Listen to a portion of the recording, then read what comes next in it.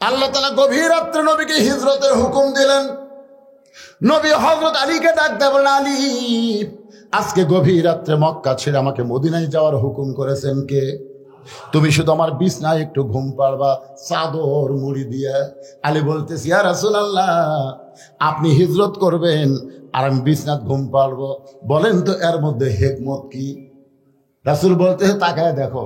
হিকমত হলো তাকায় দেখো। আলী তাকায় দেখে মক্কার 37টা নেতা। কতগুলো নেতা? 37 জন নেতা লাঠি সোটা বর্ষা নিয়ে নবীর বাড়ির চারিধার দাঁড়া আছে। তার মানে কি বুঝলেন? নবীকে আল্লাহ হিজরত করবার কয়া ওই নেতা করক আবার বলিছে, তোরা লাঠি লে দাঁড়া থাক, জাগা মতো পিটন দিব তোর। এখন কথা ঠিক কিনা? আলী বলতে, হুজুর, এতদিন মনে করতাম আল্লাহ আপনার পক্ষে আছে, কিন্তু আজকে দেখে বুঝতেছি যা কিছু তা আল্লাহ করতেছে। আপনাকে আল্লাহ হিজরতের হুকুম দিল আর এরা লাঠি সোটা নিয়ে দাঁড়ায় থাকলো, কারণ কি? যেদিন এরা আপনার বাড়ি ঘেরাও করেনি সেই দিন আল্লাহ হিজরতের হুকুম দিলেই তো পারত। আজকে সবাই যখন লাঠি সোটা নিয়ে দাঁড়ায় আছে আর এই সময় আপনাকে মক্কা ছেড়ে মদিনা যাওয়ার হুকুম দিল, আমার মনে হয় আল্লাহ নবী বলেন, আলী, তোমাকে যেইটা হুকুম দিলাম তুমি সেইটাই করো। আমার বিছনায় চাদর মুড়ি দিয়ে তুমি ঘুমায়া যাও, খবরদার চেতন থাকবা না, তুমি ঘুমায়া যাও। নবীর কথা মতো হযরত আলী চাদর মুড়ি দিয়ে বিছনায় ঘুমায় গেলেন। কিছুক্ষণ পরে নবী আবার আসে চাদর টান দিয়ে দেখতেছে, দেখি তো চেতন থেকে কি ঘুমের ভান করতেছে নাকি। চাদর টান দিয়ে দেখে হযরত আলী অঘোর নিদ্রায় শায়িত। জোরে কর সুবহানাল্লাহ। কারণ রাসূল বলেছেন ঘুমায়া যাও। রাসূল যেখানে ঘুমাতে বলেছেন সেখানে চেতন থাকা যাবে। হযরত আলী যখন ঘুমায় গেছে এমন সময় নবী আমার চুপি চুপি ঘরের দরজা খুলে তাকায় দেখে 37 জন নেতা লাঠি সোটা নিয়ে দাঁড়ায় আছে। রাসূল বলেন, আল্লাহ, তারা যেভাবে তাকায় আছে এখনই বের হলে ওরা আমাকে গ্রেফতার করবে, ধরবে, মারবে। আল্লাহ বলেন, হাবিব, যে কোরআন আপনাকে আমি দিয়েছি, অনুনাজ্জিলু মিনাল কুরআনি মা হুয়া শিফাউ ওয়া রাহমাতুল লিল মুমিনিন। আল্লাহু আকবার। কি বুঝতেছেন? সব সমস্যার সমাধান দিতে পারে। এই যে আয়াত পড়লাম এরই বাংলা অর্থ হলো সব সমস্যার সমাধান দিতে পারে আল্লাহ। ওগো নবী, আপনি বিপদে পড়বেন এটা না, বরং সূরা ইয়াসিনের মধ্যে কয়েকটা আয়াত আপনি তেলাওয়াত করে এক মুষ্টি বালির উপর ফুৎকার দিবেন। নবী বললেন, বালুত ফুৎ দিলে কি হবে? বলে, আপনার কাম আপনি করেন, আমার কাম আমি করে দিব। ধরে কোন সুবহানাল্লাহ। এক মুষ্টি বালির মধ্যে নবী কোরআনের 3টা আয়াত পড়ে যখন ফুঁ দিলেন, ওই বালুগুলো 37 জন নেতার চোখের মধ্যে ঢুকে পড়লো। আপনারা বলেন তো, চোখের মধ্যে যখন বালু ঢোকে তখন কি আর হাতত লাঠি থাকে? লাঠি তরবারি বর্ষা ফেলে দিয়ে সবাই খালি চোখ ডলতেছে। চোখ যখন ডলতেছে আল্লাহ কয়, নবী, এখন দেখেন তো কি খবর? নবী কয়, ওরকে লাঠি দিয়ে ওরকে পাশাত ধরেন যাবি না, বুঝবারই পারবি না। আল্লাহ বললেন, আপনাকে মারা লাগবে না, জাগা মতো মারে আমি দিব, আপনি খালি যান। নবী আমার চুপি চুপি আবু বকরের বাড়ির দরজায় আস্তে করে ডাকে, আবু বকর। সঙ্গে সঙ্গে দরজা খুলে গেল। রাসূল বলে, আবু বকর, আমি যে তোমার বাড়িতে আসতেছি রেখে তুমি আগে থেকেই জানতে নাকি? আবু বকর বলে, হুজুর, আপনার কি মনে নাই? আজ প্রায় 6 মাস আগে আপনি বলেছিলেন একদিন গভীর রাত্রে মক্কা ছেড়ে মদিনায় হিজরত করা লাগবে, আমাকে সঙ্গে করে আপনি মদিনায় যাবেন। সেদিন থেকে আজ পর্যন্ত কোনো রাত্রিবেলা ঘুমাইনি, সারা রাত আমি দরজায় দাঁড়িয়ে থাকি। সঙ্গে সঙ্গে নবী বললেন, চলো যাই। যেই বলছে চলো যাই, আবু বকর বলেন, ইয়া রাসূলুল্লাহ, চলেন। নবী বললেন, আবু বকর, চলো যাই বললাম, তুমি আমার সঙ্গে চলতেছো, একটা বার তুমি কি ঘরের মধ্যে যাবা না? তোমার বিবি বাচ্চার কাছে তুমি কি বলবা না? কারণ মক্কা ছেড়ে মদিনায় যাচ্ছ, বিবি বাচ্চার কাছে কি তুমি বিদায় নেবা না? আবু বকর বলল, নবী গো, আপনি যেদিন আমার নেতা আর আমি যেদিন ইসলামের কর্মী হয়েছি, সেদিন থেকে কলিজার মধ্যে আমার নিয়ত হলো, আল্লাহ রাসূল ছাড়া অন্য কাউকে আমি প্রাধান্য দেই না। আল্লাহর হুকুম নবীর তরিকা মোতাবেক চলাটাই হলো আমার 1 নম্বর দায়িত্ব। নিজের বিবি বাচ্চার কাছে না বলে নবীর সঙ্গে চলতেছেন। মক্কা থেকে মদিনার উত্তর দিকে আর আল্লাহর নবী আবু বকরকে নিয়ে যায় পূর্ব দিকে। আবু বকর বলে, হুজুর আপনি কি মদিনার রাস্তা ভুলে গেছেন নাকি? মদিনা হলো মক্কা থেকে উত্তর দিকে, কিন্তু আমরা যাচ্ছি পূর্ব দিকে। রাসূল বলে, আবু বকর আমি রাস্তা ভুলি নাই, এই পূর্ব দিকে যাওয়াটাই হলো আল্লাহর হুকুম। আবু বকর বলে, রাসূলুল্লাহ উত্তর দিকে মদিনা না যায় পূর্ব দিকে যাওয়া আল্লাহর হুকুম কেন? রাসূল বলে, আবু বকর ওই যে একটা পাহাড় দেখতেছো? বলে, হ্যাঁ। ওই পাহাড়ের উপরে আমাদের দুইজনকে উঠতে হবে। ওই পাহাড়ের ভিতরে একটা গর্ত আছে, এই গর্তের মধ্যে আমাদেরকে আত্মগোপন করা লাগবে। আবু বকর বলে, ইয়া রাসূলুল্লাহ আল্লাহর হুকুমেই যদি মদিনায় হিজরত করা লাগে তাহলে আত্মগোপন করবেন কার ভয়ে? হুজুর আত্মগোপন করবেন কার ভয়ে? আল্লাহ রাসূল আবু বকর আল্লাহর হুকুমে আমাদেরকে আত্মগোপন করা লাগবে। আল্লাহর হুকুমে হিজরত করাও যেমন ফরজ, আল্লাহর হুকুমে আত্মগোপন করাও হলো তেমন ফরজ। আমাকে একজন বলতে, হুজুর আইদুল হক জেহাদি আগে আমরা দেখতে ওয়াজ শুনবার গেলে দেখি ওয়াজত আসে চোরের মতন, মানে কোন দিক দিয়ে টেজে উঠলো আমরা বুঝতে পারি না। আবার যখন ওয়াজ শেষ হয় তখন বাতি লিবে চলে যায়। এটা কারণ কি হুজুর? কারণ হলো গাড়ি সুর, কারণ হলো গাড়ি সুর।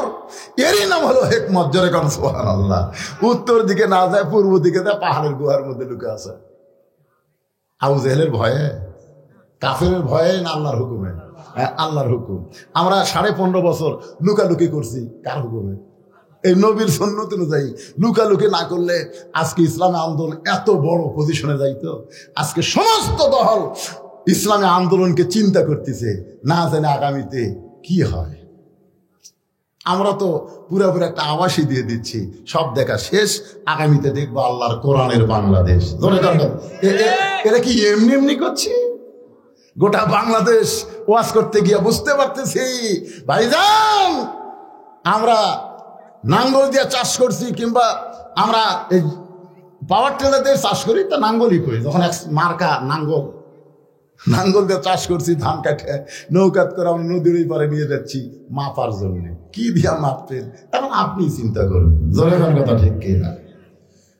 সব দেখা শেষ, আগামীতে দেখবো এই 92 মুসলমানে আল্লাহর কোরআনের বাংলাদেশ। কারা কারা দেখতে রাজি? 2 হাত তুলে আল্লাহকে দেখান। লিল্লাহি তাকবীর।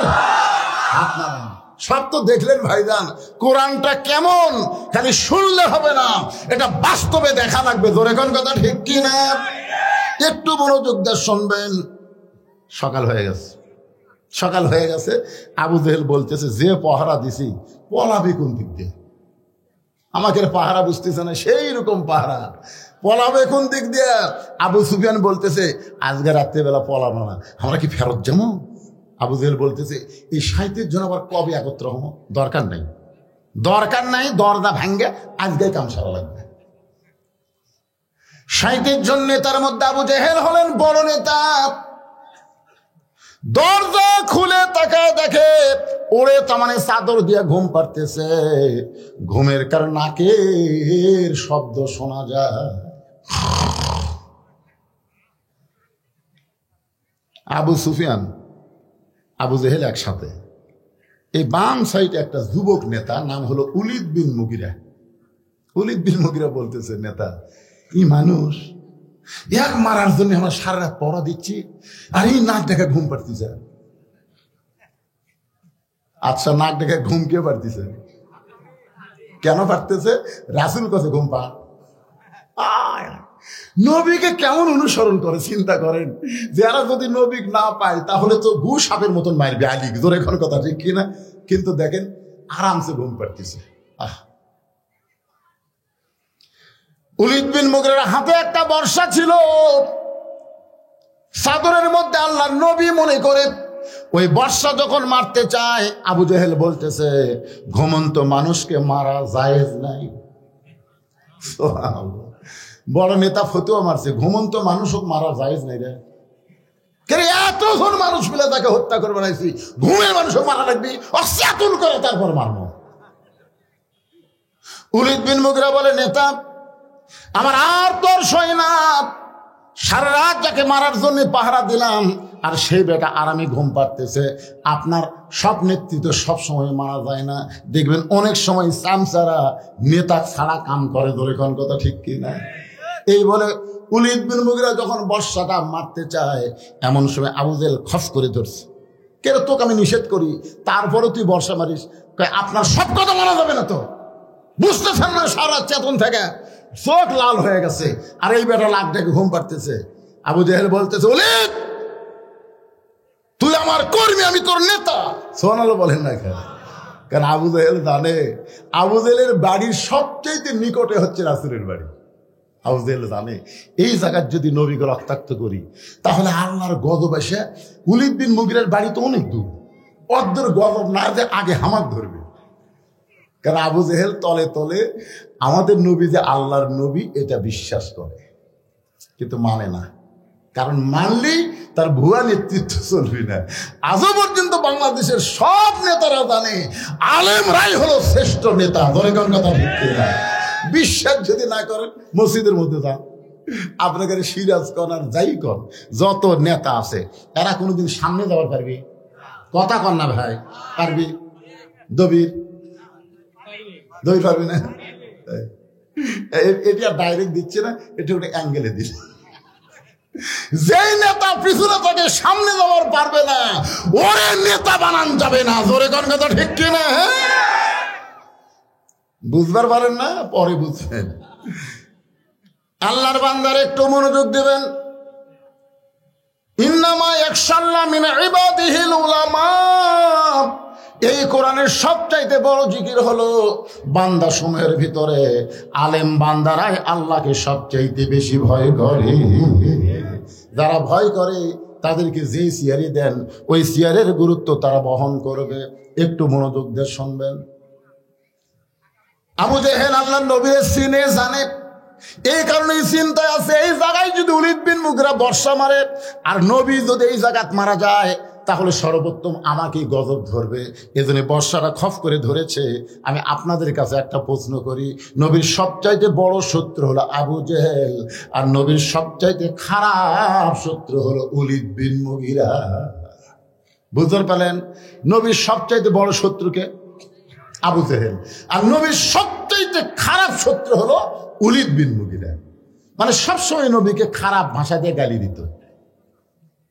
একদিন নবী সাহাবীদেরকে নিয়ে আলোচনা করতেছে, ওলীদ বিন মুগীরা সাইড দিয়ে যাচ্ছে আর বলছে, ও মুসলমানের নবী, তুমি যদি সত্যি আল্লাহর নবী হও তাহলে জন্মের আগে তোমার বাপ বললো কেন? আচ্ছা দেখেন, এইটা একটা কথা হলো। ও মুসলমানের নবী, তুমি যদি সত্যি আল্লাহর নবী হও তো জন্মের আগে তোমার বাপ বললো কেন? এখন যদি আমাকে কেউ বলে, ও বদরশীদ, আপনি সত্যি আলেম হন তাহলে আপনি এত কালো হলেন কেন? এখন আপনারা বলেন, আমি যে কালো হচ্ছি এটা কি আমি হচ্ছি? তো নবীর যে বাপ মরছে মায়ের পেটত থাকতে, এটা কি নবী মানছে? তাহলে এইরকম কথা বলার কারণ? সঙ্গে সঙ্গে নবীর চোখ দিয়ে পানি আসলেন। শিশু বলে, মইরা গেছে মা, গর্বে থাকতে মরছে পিতা, নবী চোখে দেখলেন না। কে করিবে লালন পালন, কে দিবে সান্ত্বনা? এই দুনিয়ার বড় এতিম নবী ছিলেন একজনা। আলাম ইয়াজিদিকা ইয়াতীমান ফাআওয়া। নবীর চোখ দিয়ে পানি পড়তেছে। আল্লাহ কয়, হাবিব কাঁদতেছেন? কলেমা কিন্তু ঠিকই আছে। আদম আলাইহিস সালাম লা ইলাহা ইল্লাল্লাহ, আদম সফিউল্লাহ। নূহ আলাইহিস সালাম লা ইলাহা ইল্লাল্লাহ, নূহ নবিউল্লাহ। লা ইলাহা ইল্লাল্লাহ, ইব্রাহিম খলিলুল্লাহ। লা ইলাহা ইল্লাল্লাহ, ঈসা রুহুল্লাহ। লা ইলাহা ইল্লাল্লাহ, মুহাম্মাদুর রাসূলুল্লাহ। তার মানে লা ইলাহা ইল্লাল্লাহ এটা আমাকে নবীর সময় না, ওটা আদম আলাইহিস সালাম থেকে শুরু হয়েছে। জোরে কোন ঠিক কিনা? সঙ্গে সঙ্গে নূহ বললেন, বুড়িমা আপনার আর কোনো টেনশন নাই। বন্যা নামক গজম যখন শুরু হবে আমি নূহ তখন আপনার হাতটা ধরে নৌকায় উঠায় নিব। বন্যা গজব যখন শুরু হবে তার আগেই আপনার হাত ধরে আমি আপনাকে নৌকায় উঠায় নিব। বুড়ি বললেন, আলহামদুলিল্লাহ আশকুরুলি ওয়ালা তাকফুরুন। বুড়ি কি বললেন? আলহামদুলিল্লাহ লিল্লাহ। নূহ নবী চুম করছে কে রে? আমি হাত ধরে নৌকা তুটাবো, আর বুড়ি আমার প্রশংসা না করে প্রশংসা করলো কার? কথা বলেন, আল্লাহ। আমরা কিন্তু 15.5 বছর এটা ভুলে গেছিলাম যে আল্লাহর যে প্রশংসা করা লাগবে, এটা আমাকে খেয়ালই ছিল না। কথাই কথায় হাসি না, এমনকি মোনাজাতের মধ্যেও হাসি না। রব্বানা আতিনা ফিদ দুনিয়া হাসিনা ওয়া ফিল আখিরাতি হাসানা, দুনিয়াতে হাসিনা, মরে গেলে হাসানা। আপনারা বলেন তো, যে দুনিয়াতে হাসিনা হাসিনা বলবে, আখিরাতে সে হাসানা পাবে? কথা বলেন রে ভাই। দুনিয়াতেও হাসানা, আখিরাতেও হাসানা। আপনারা দুনিয়ার সৌন্দর্য চাবেন কি দিয়া? হাসিনা দিয়া না আল্লাহর কোরআন দিয়া? জোরে বলেন কি দিয়া? হাসিনার কোনো আইন চলবে না, হাসিনার কোনো সংবিধান চলবে না। আইন চলবে আল্লাহর, সংবিধান হলো আল্লাহর কোরআন। ঠিক কিনা বল? ঠিক বলেন না কেন আপনারা? ঠিক না বলা পর্যন্ত ঠিক হবার পারবেন না। মুখ দিয়ে যতক্ষণ ঠিক না বলবেন, আপনি ঠিক হবার পারবেন না। মুসলমান দাবি করবেন, মুনাফিক অবস্থায় মৃত্যু হবে। আমরা কি চাই মুনাফিক হয়ে মরবার? কারণ মুনাফিক থাকবে জাহান্নামের সবচাইতে উপরে। দেখছেন, আপনারা ভালো জানেন।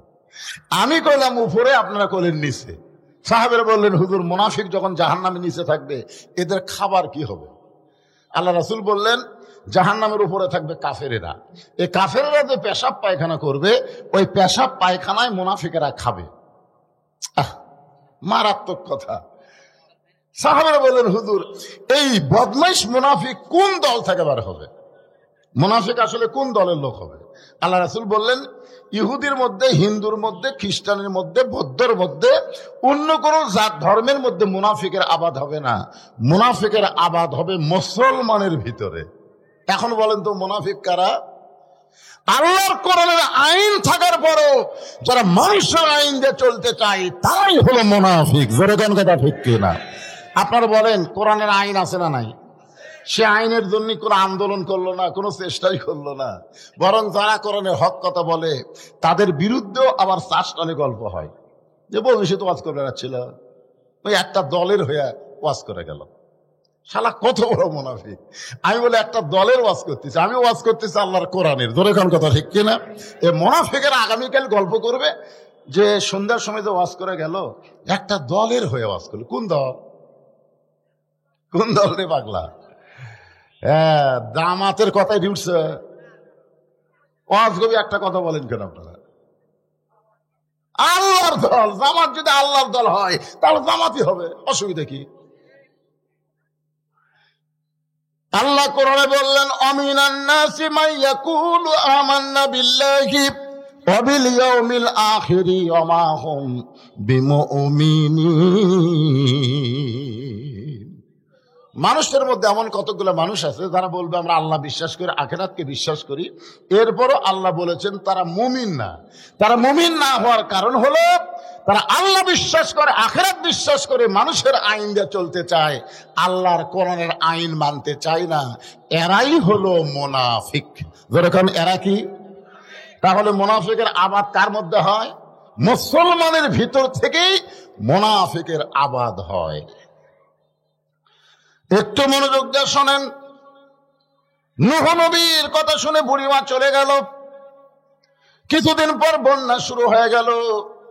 এত বিশাল একটা বন্যা হলো, এমনকি এভারেস্ট শৃঙ্গ পর্যন্ত বন্যার নিচে ডুবে গেল। পৃথিবীর সবচাইতে উঁচা যেটা ছিল এভারেস্ট, মাউন্ট এভারেস্ট, ওটার উপরে পানি উঠে গেল। এক টানা 40 দিন পর্যন্ত পানির নিচে পৃথিবী ডুবে থাকলো। 40 দিন, 40 সেকেন্ডই তো আমাকে অনেকের বাঁচবি না। ধরে কোন কথা ঠিক কিনা? 40 দিন পরে বন্যার পানি কমে গেল।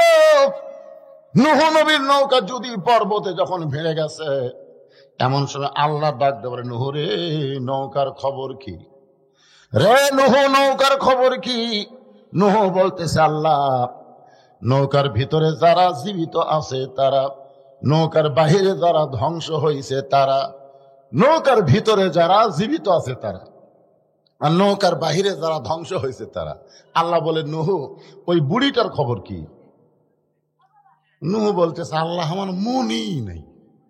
কি বুঝলেন? কি বুঝলেন? একটা নবী পর্যন্ত বিপদে ভুলে যায়, আর আপনি বলতেছেন হুজুর আমার কোনো চিন্তা নাই, আমি পীর সাহেব ধরছি। পীর সাহেব ধরছেন? পিসাব। আপনি জানেন বাংলাদেশের কোন পীরের বউ ওই স্বামী পীরের কাছে মুরিদ হয় না, খোঁজলে দেখেন।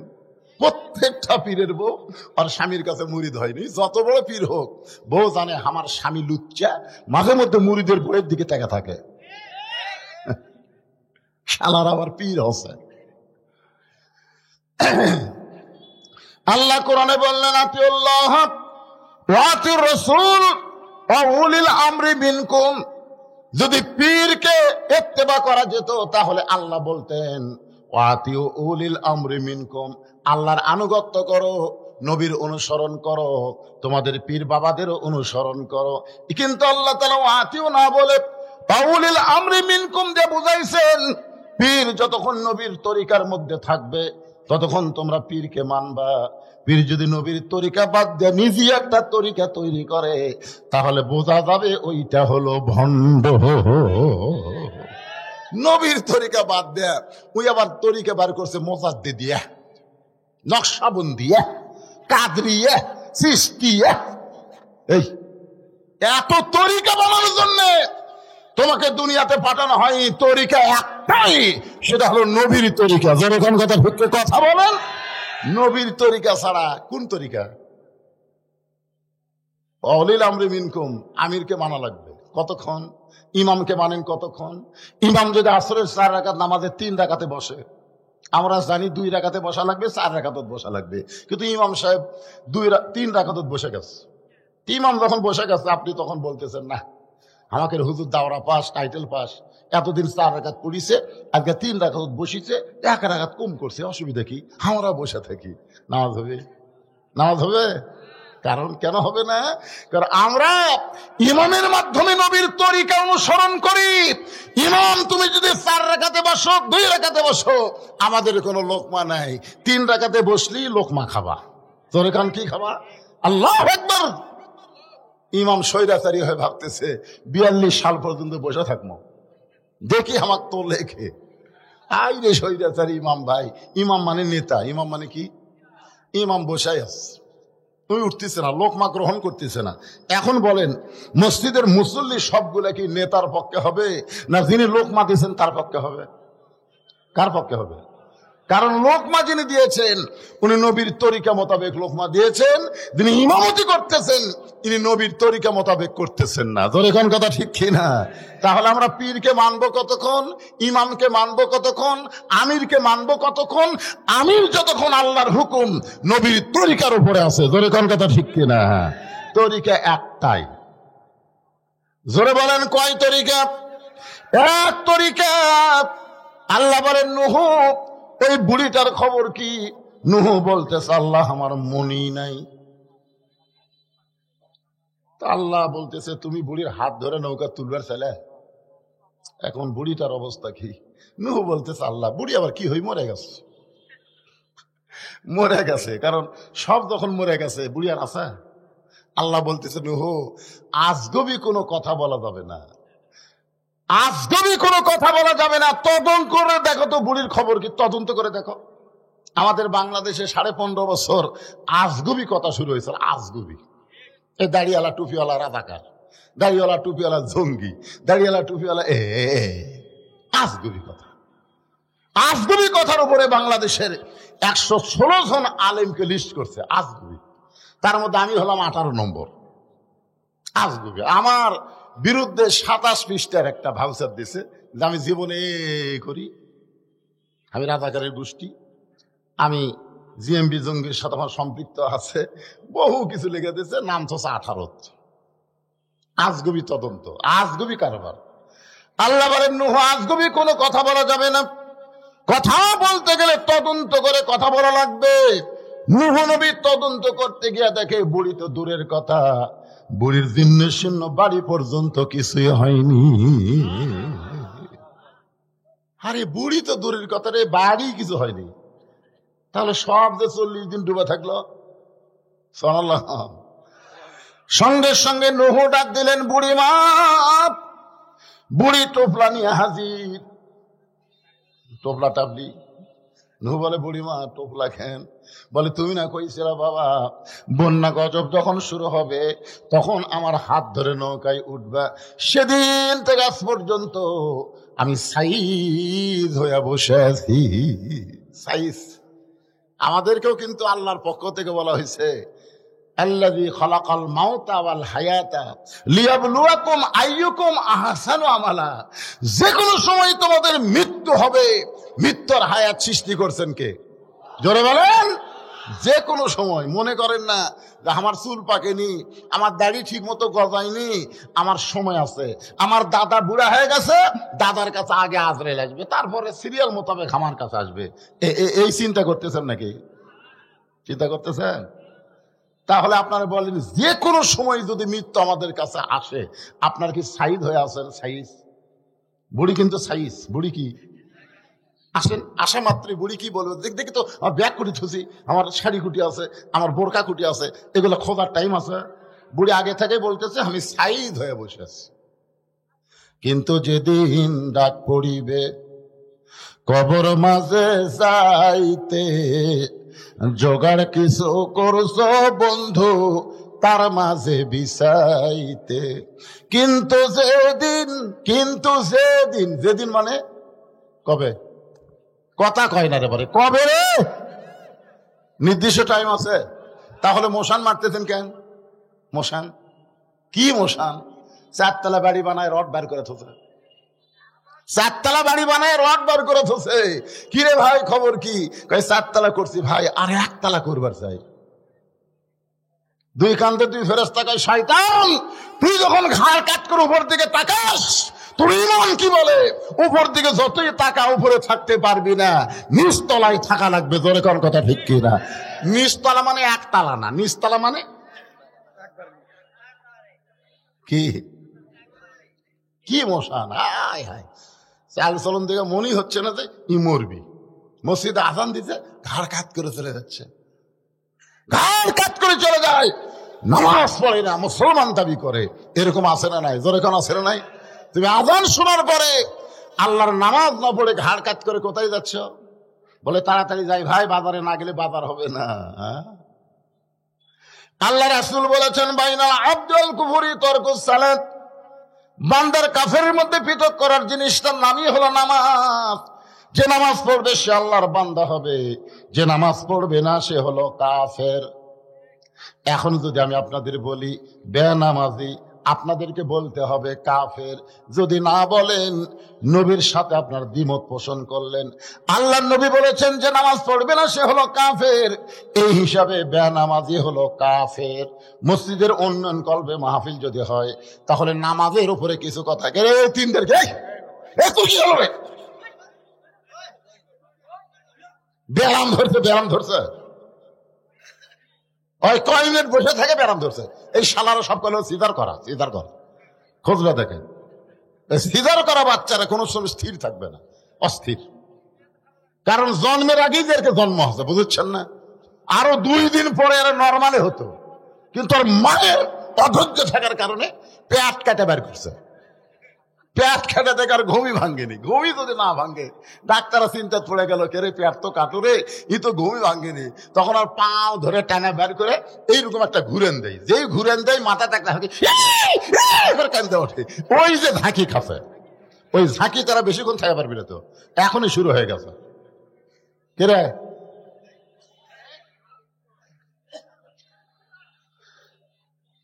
আমরা ভবিষ্যতে এমন মা চাই যে মায়েরা যেন সিজার না করে, নরমালে যেন বাচ্চা হয়ে ইসলামী আন্দোলনের কর্মী হতে পারে। জোরগান কথা ঠিক কিনা? গোটা বাংলাদেশের মধ্যে আপনার ধনুট হলো নামকরণ। সর্বপ্রথম ইসলামী আন্দোলনের একজন শহীদ হয়েছে, যার কবর হলো এই ধনুটের মাটিতে। জোরগান কথা ঠিক কিনা? চিনেন আপনারা? সেটাই তো বলতেছি, কত বড় ভাগ্যবান। কি মায়ের পেটের থেকে হয়েছে? কোন মায়ের পেট থেকে শহীদ মালিক হলো? আর সেই শহীদ আব্দুল মালিকের এলাকার বাচ্চারা সব সিজার করা। কে সিজার করা পার্টি? পিছনে জায়গা নেই, দরজাত খাড়ায় থাকে।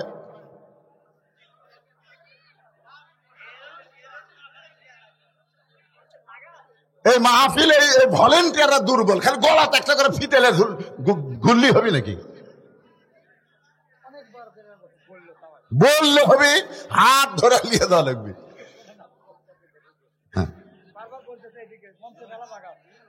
এই সাইডে অনেক জায়গা আছে, ওই সাইডে বসেন কেন? এই সাইডে বসেন তো, এই কোনার দিকে বসেন। আর যারা বসে আছেন আপনারা একটু জমে বসেন তো ভাই। আমি কিন্তু ওদের শুরুতেই বলছি, মাগরিবের মাহফিলের সমস্যা হলো, আমি সই ভাইয়ের ওটি করছি, বড় বেলা মাহফিল করিনি। মন আজাদ করে আমি আমার বাড়ি যাচ্ছি, তখন থেকে ভুটভুটিলে আসছি, স্যার খেয়ে ঘুটি যাচ্ছি, ওয়াজ শুনবেন, ওয়াজ আছে। এই মাগরিবের মাহফিলের সমস্যা হলো, ওয়াজ শেষ হওয়া পর্যন্ত লোক খালি আসতেই থাকবে, তোর কোন কথা ঠিক কিনা? এই জন্য আপনাকে আগেই বলছি ভাই, একটু সোনার চানেরা জমে জমে বসেন ভাই যান। কেবল ওয়াজের 8 ঘন্টা হতে তাতেই যদি এই অবস্থা হয়, আরো 1.5 ঘন্টা বাকি আছে, ইয়ার কি করতেছেন? জায়গা ঢুকবি কোন দিক দিয়ে? ওটা জায়গা আছে দেখেন তো, আর আসবি কোন দিকে, যাবি কোন দিক দিয়ে? এই মাহফিল ভলেন্টিয়ার বাবারা, তোমরা একটু ওই পিছন দিকে বসার ব্যবস্থা করে দাও। এই চাপা তো ঠিকই চাপিছে, বুঝলেন না? হ্যাঁ, এইদিকে চাপে কি করবে? এইদিকে দেখেন তো কোনো ফাঁক আছে? সুই ঢুকানোর ফাঁক নাই, দেখেন না কেন? ফাঁক নাই তো। হ্যাঁ, ওই সাইডে আছে। সবাই একটু 1 মিনিটের মধ্যে জিকির করে, যার সামনে জায়গা আছে আল্লাহর রাস্তায় একটু জমে আসবেন, 1 মিনিটের মধ্যে সব সামনে আসবেন।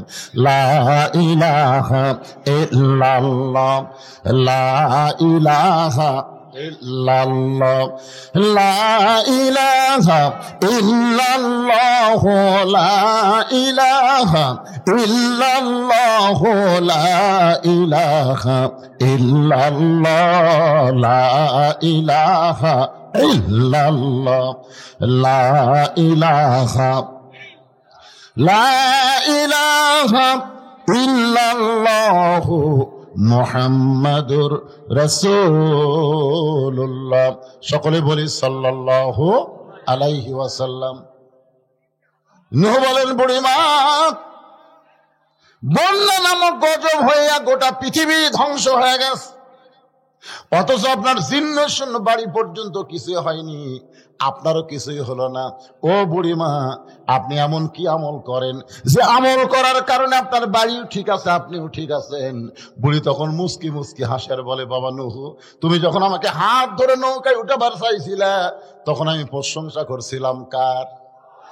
কারণ আমি বুড়ি ঈমান গ্রহণ করার পরই আমার বিশ্বাস হয়ে গেছে, ঈমান গ্রহণ করার সঙ্গে সঙ্গে আমার বিশ্বাস হয়ে গেছে দুনিয়ার সবাই সবাইকে ভুলতে পারে, কিন্তু আমার আল্লাহ কোনোদিন ভুলবে না।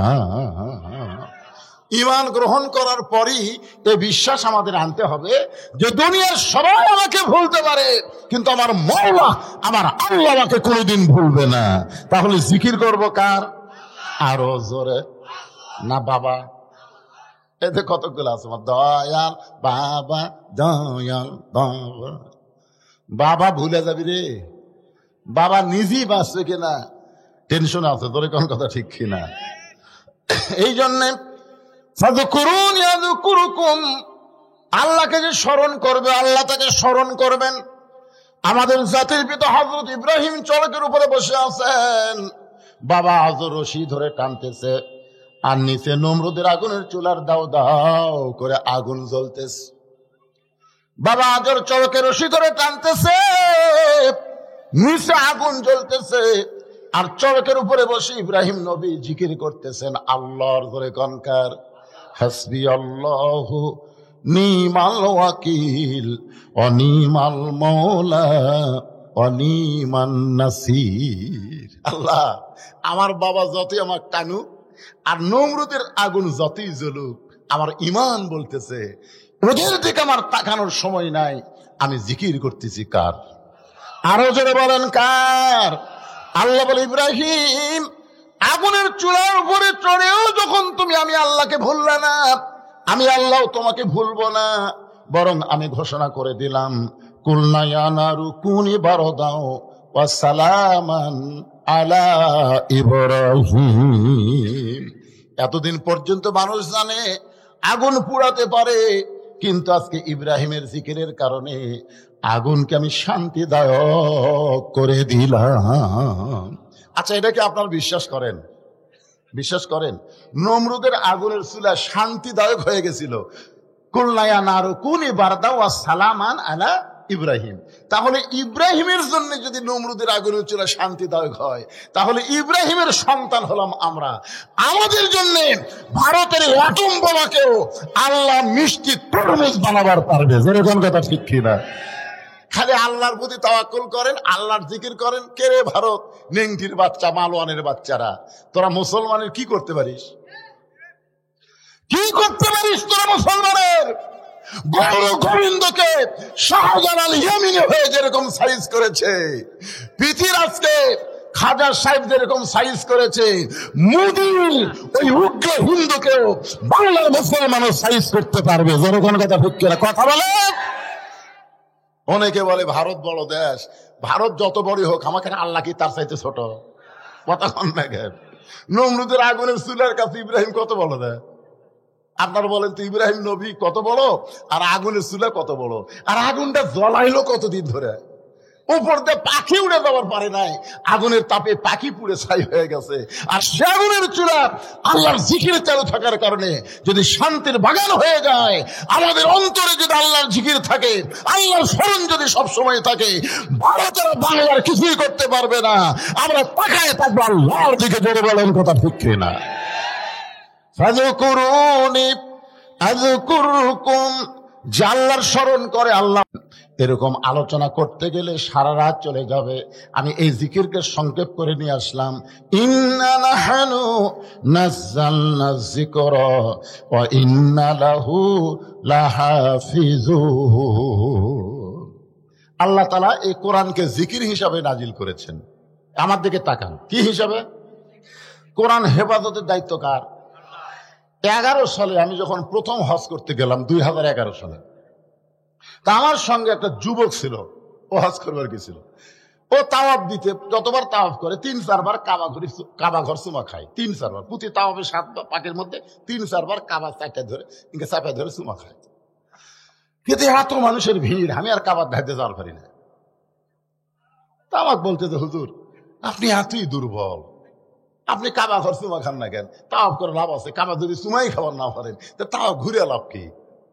আমি করলাম, ভাই আমি তো যাবার চাই রে, কিন্তু মানুষের এত ভিড় কিভাবে যাই? তখন আমাকে বলতে খালি এই এই এই এই এই 2 খুনা মারবেন আর কাবার দিকে হাঁটবেন, ফাঁক হয়ে যাবে।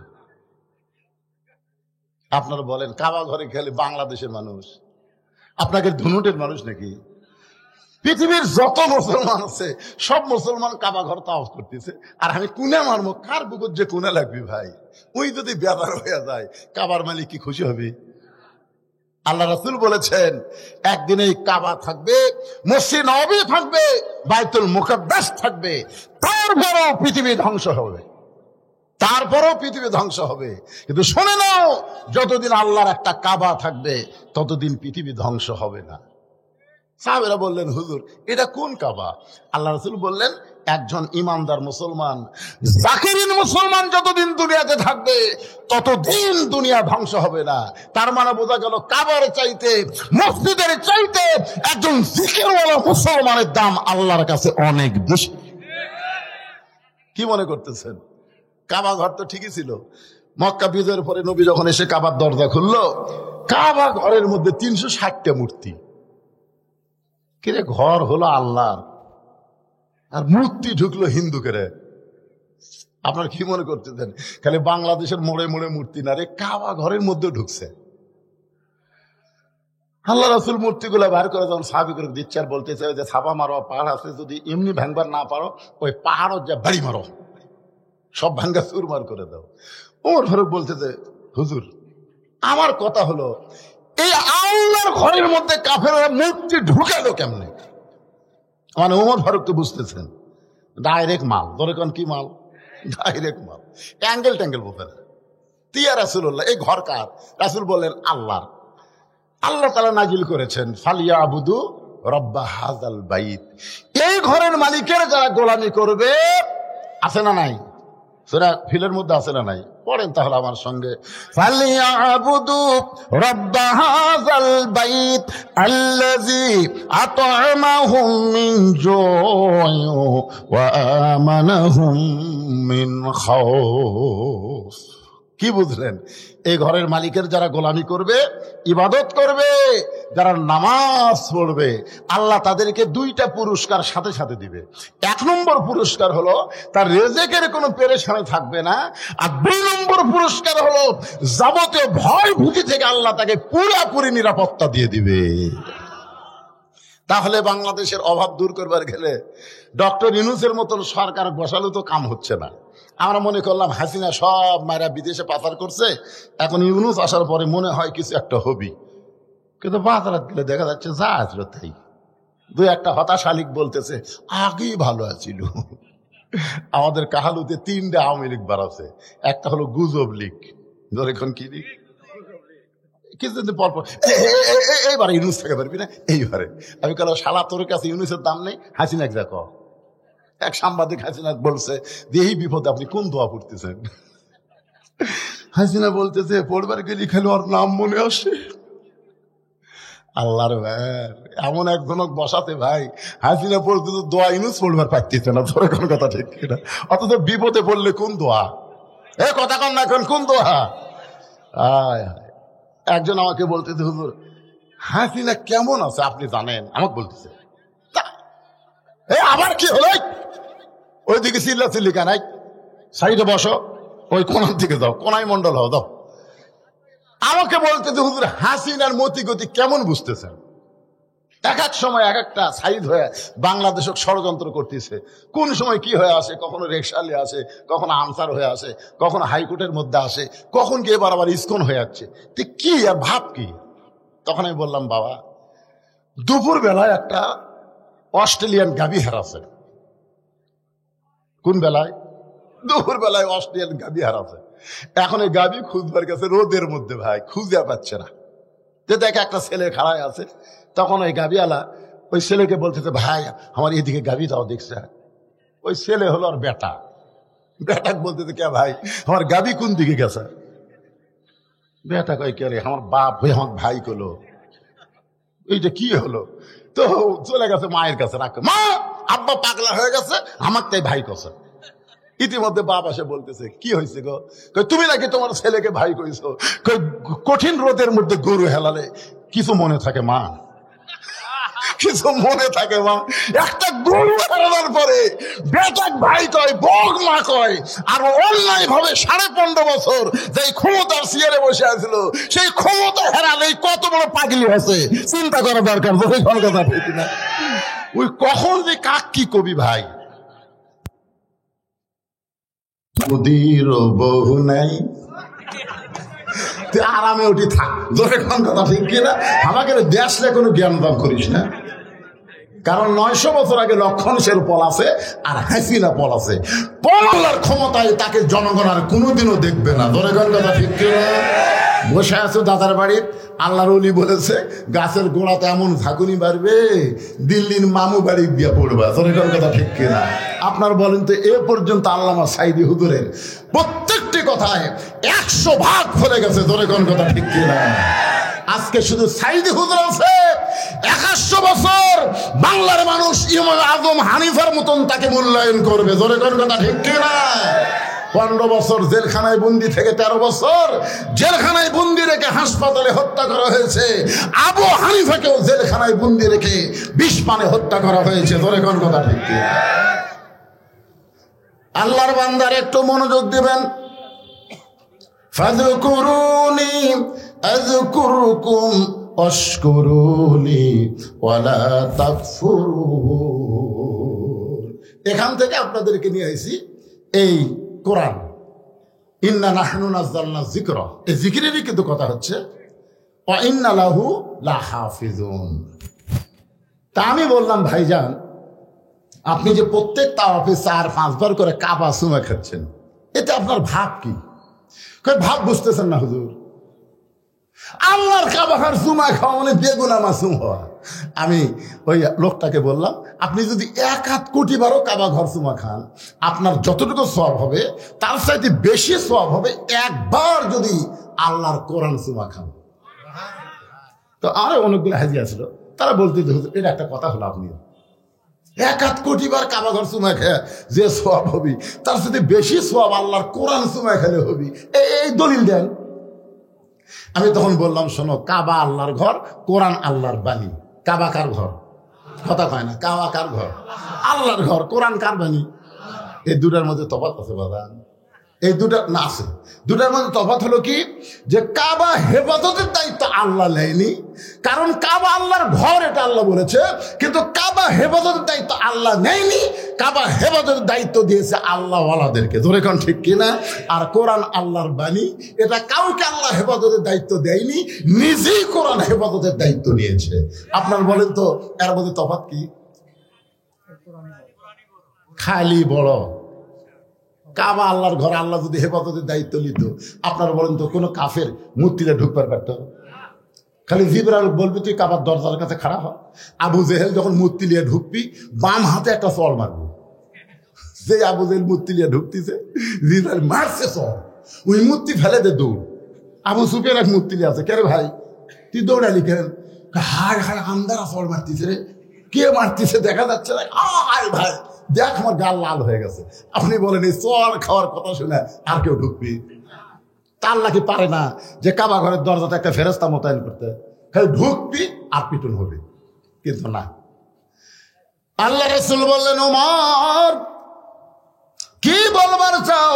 ওমর ফারুক বলতে, সি সি, মদিনা থেকে যে কাবার দিকে আমরা মুখ করে নামাজ পড়লাম, মক্কা বিজয়ের আগে নামাজ কায়েম হয়েছে মদিনায়। ধরে খান সুবহানাল্লাহ।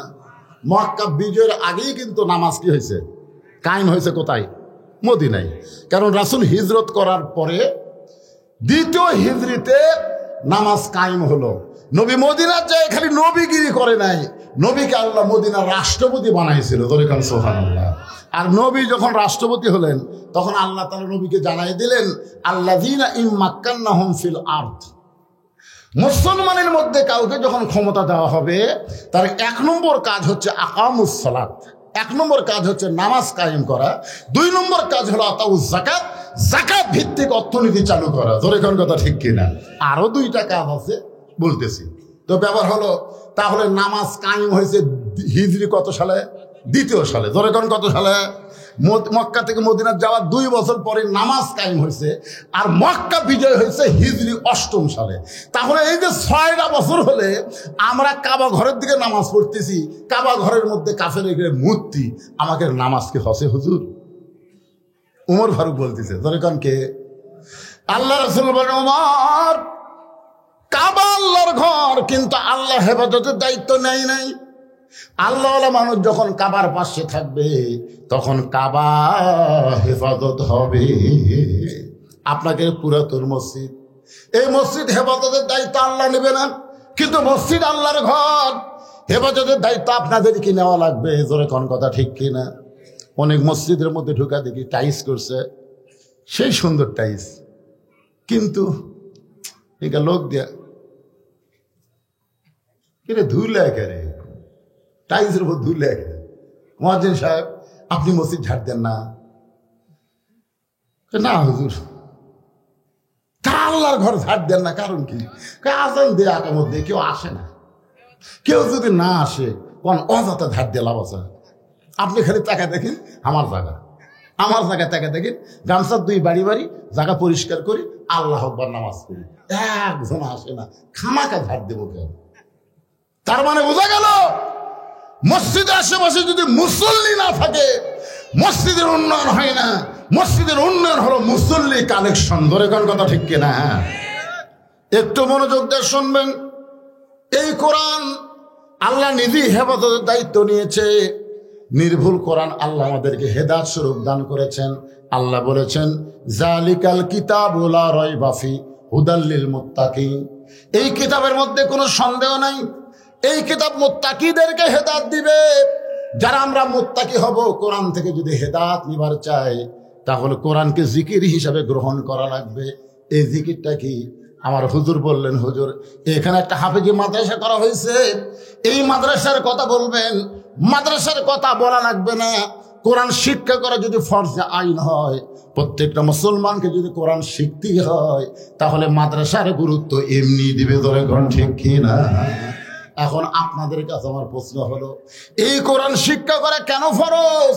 কেন আল্লাহ বললেন ইন্নামাল মুমিনুনা আল্লাযীনা ইযা যুকিরাল্লাহু ওয়াজিলাত কুলুবুহুম? এখানেও কিন্তু যুকিরাল্লাহ আছে, যুকিরাল্লাহ আছে না, মানে আল্লাহর জিকির। ইন্নামাল মুমিনুনা আল্লাযীনা ইযা যুকিরাল্লাহু ওয়াজিলাত কুলুবুহুম ওয়া ইযা তুলিয়াত আলাইহিম আয়াতুহু জাদাতুহুম ঈমানা ওয়া আলা রাব্বিহিম ইয়াতাওয়াক্কালুন। আল্লাহু আকবার। কি বুঝতেছেন? কোরআন তেলাওয়াত শুনলে মানুষের ঈমান বাড়ে না কমে? এখানে আল্লাহ এই আয়াতের মধ্যে তো আমি বললাম ওয়াইজা তুলিয়াত আলাইহিম আয়াতুহু জাদাতুহুম ঈমানা। কোরআন তেলাওয়াতে মানুষের ঈমান বাড়ে, আর ঈমান বাড়ার লক্ষণ চুপ থাকে না। আল্লাহু আকবার বলে ঈমানের বড়ত্বের প্রকাশ করা, ধরে কোন কথা ঠিক কি না? লিল্লাহি তাকবীর। এখন আপনাদের কাছে আমার প্রশ্ন হলো, এই জিকির সম্পর্কে আলোচনা করতে গিয়ে, যে কোরআন এমন একটা জিকির যার হেফাজতের দায়িত্ব কার হাতে?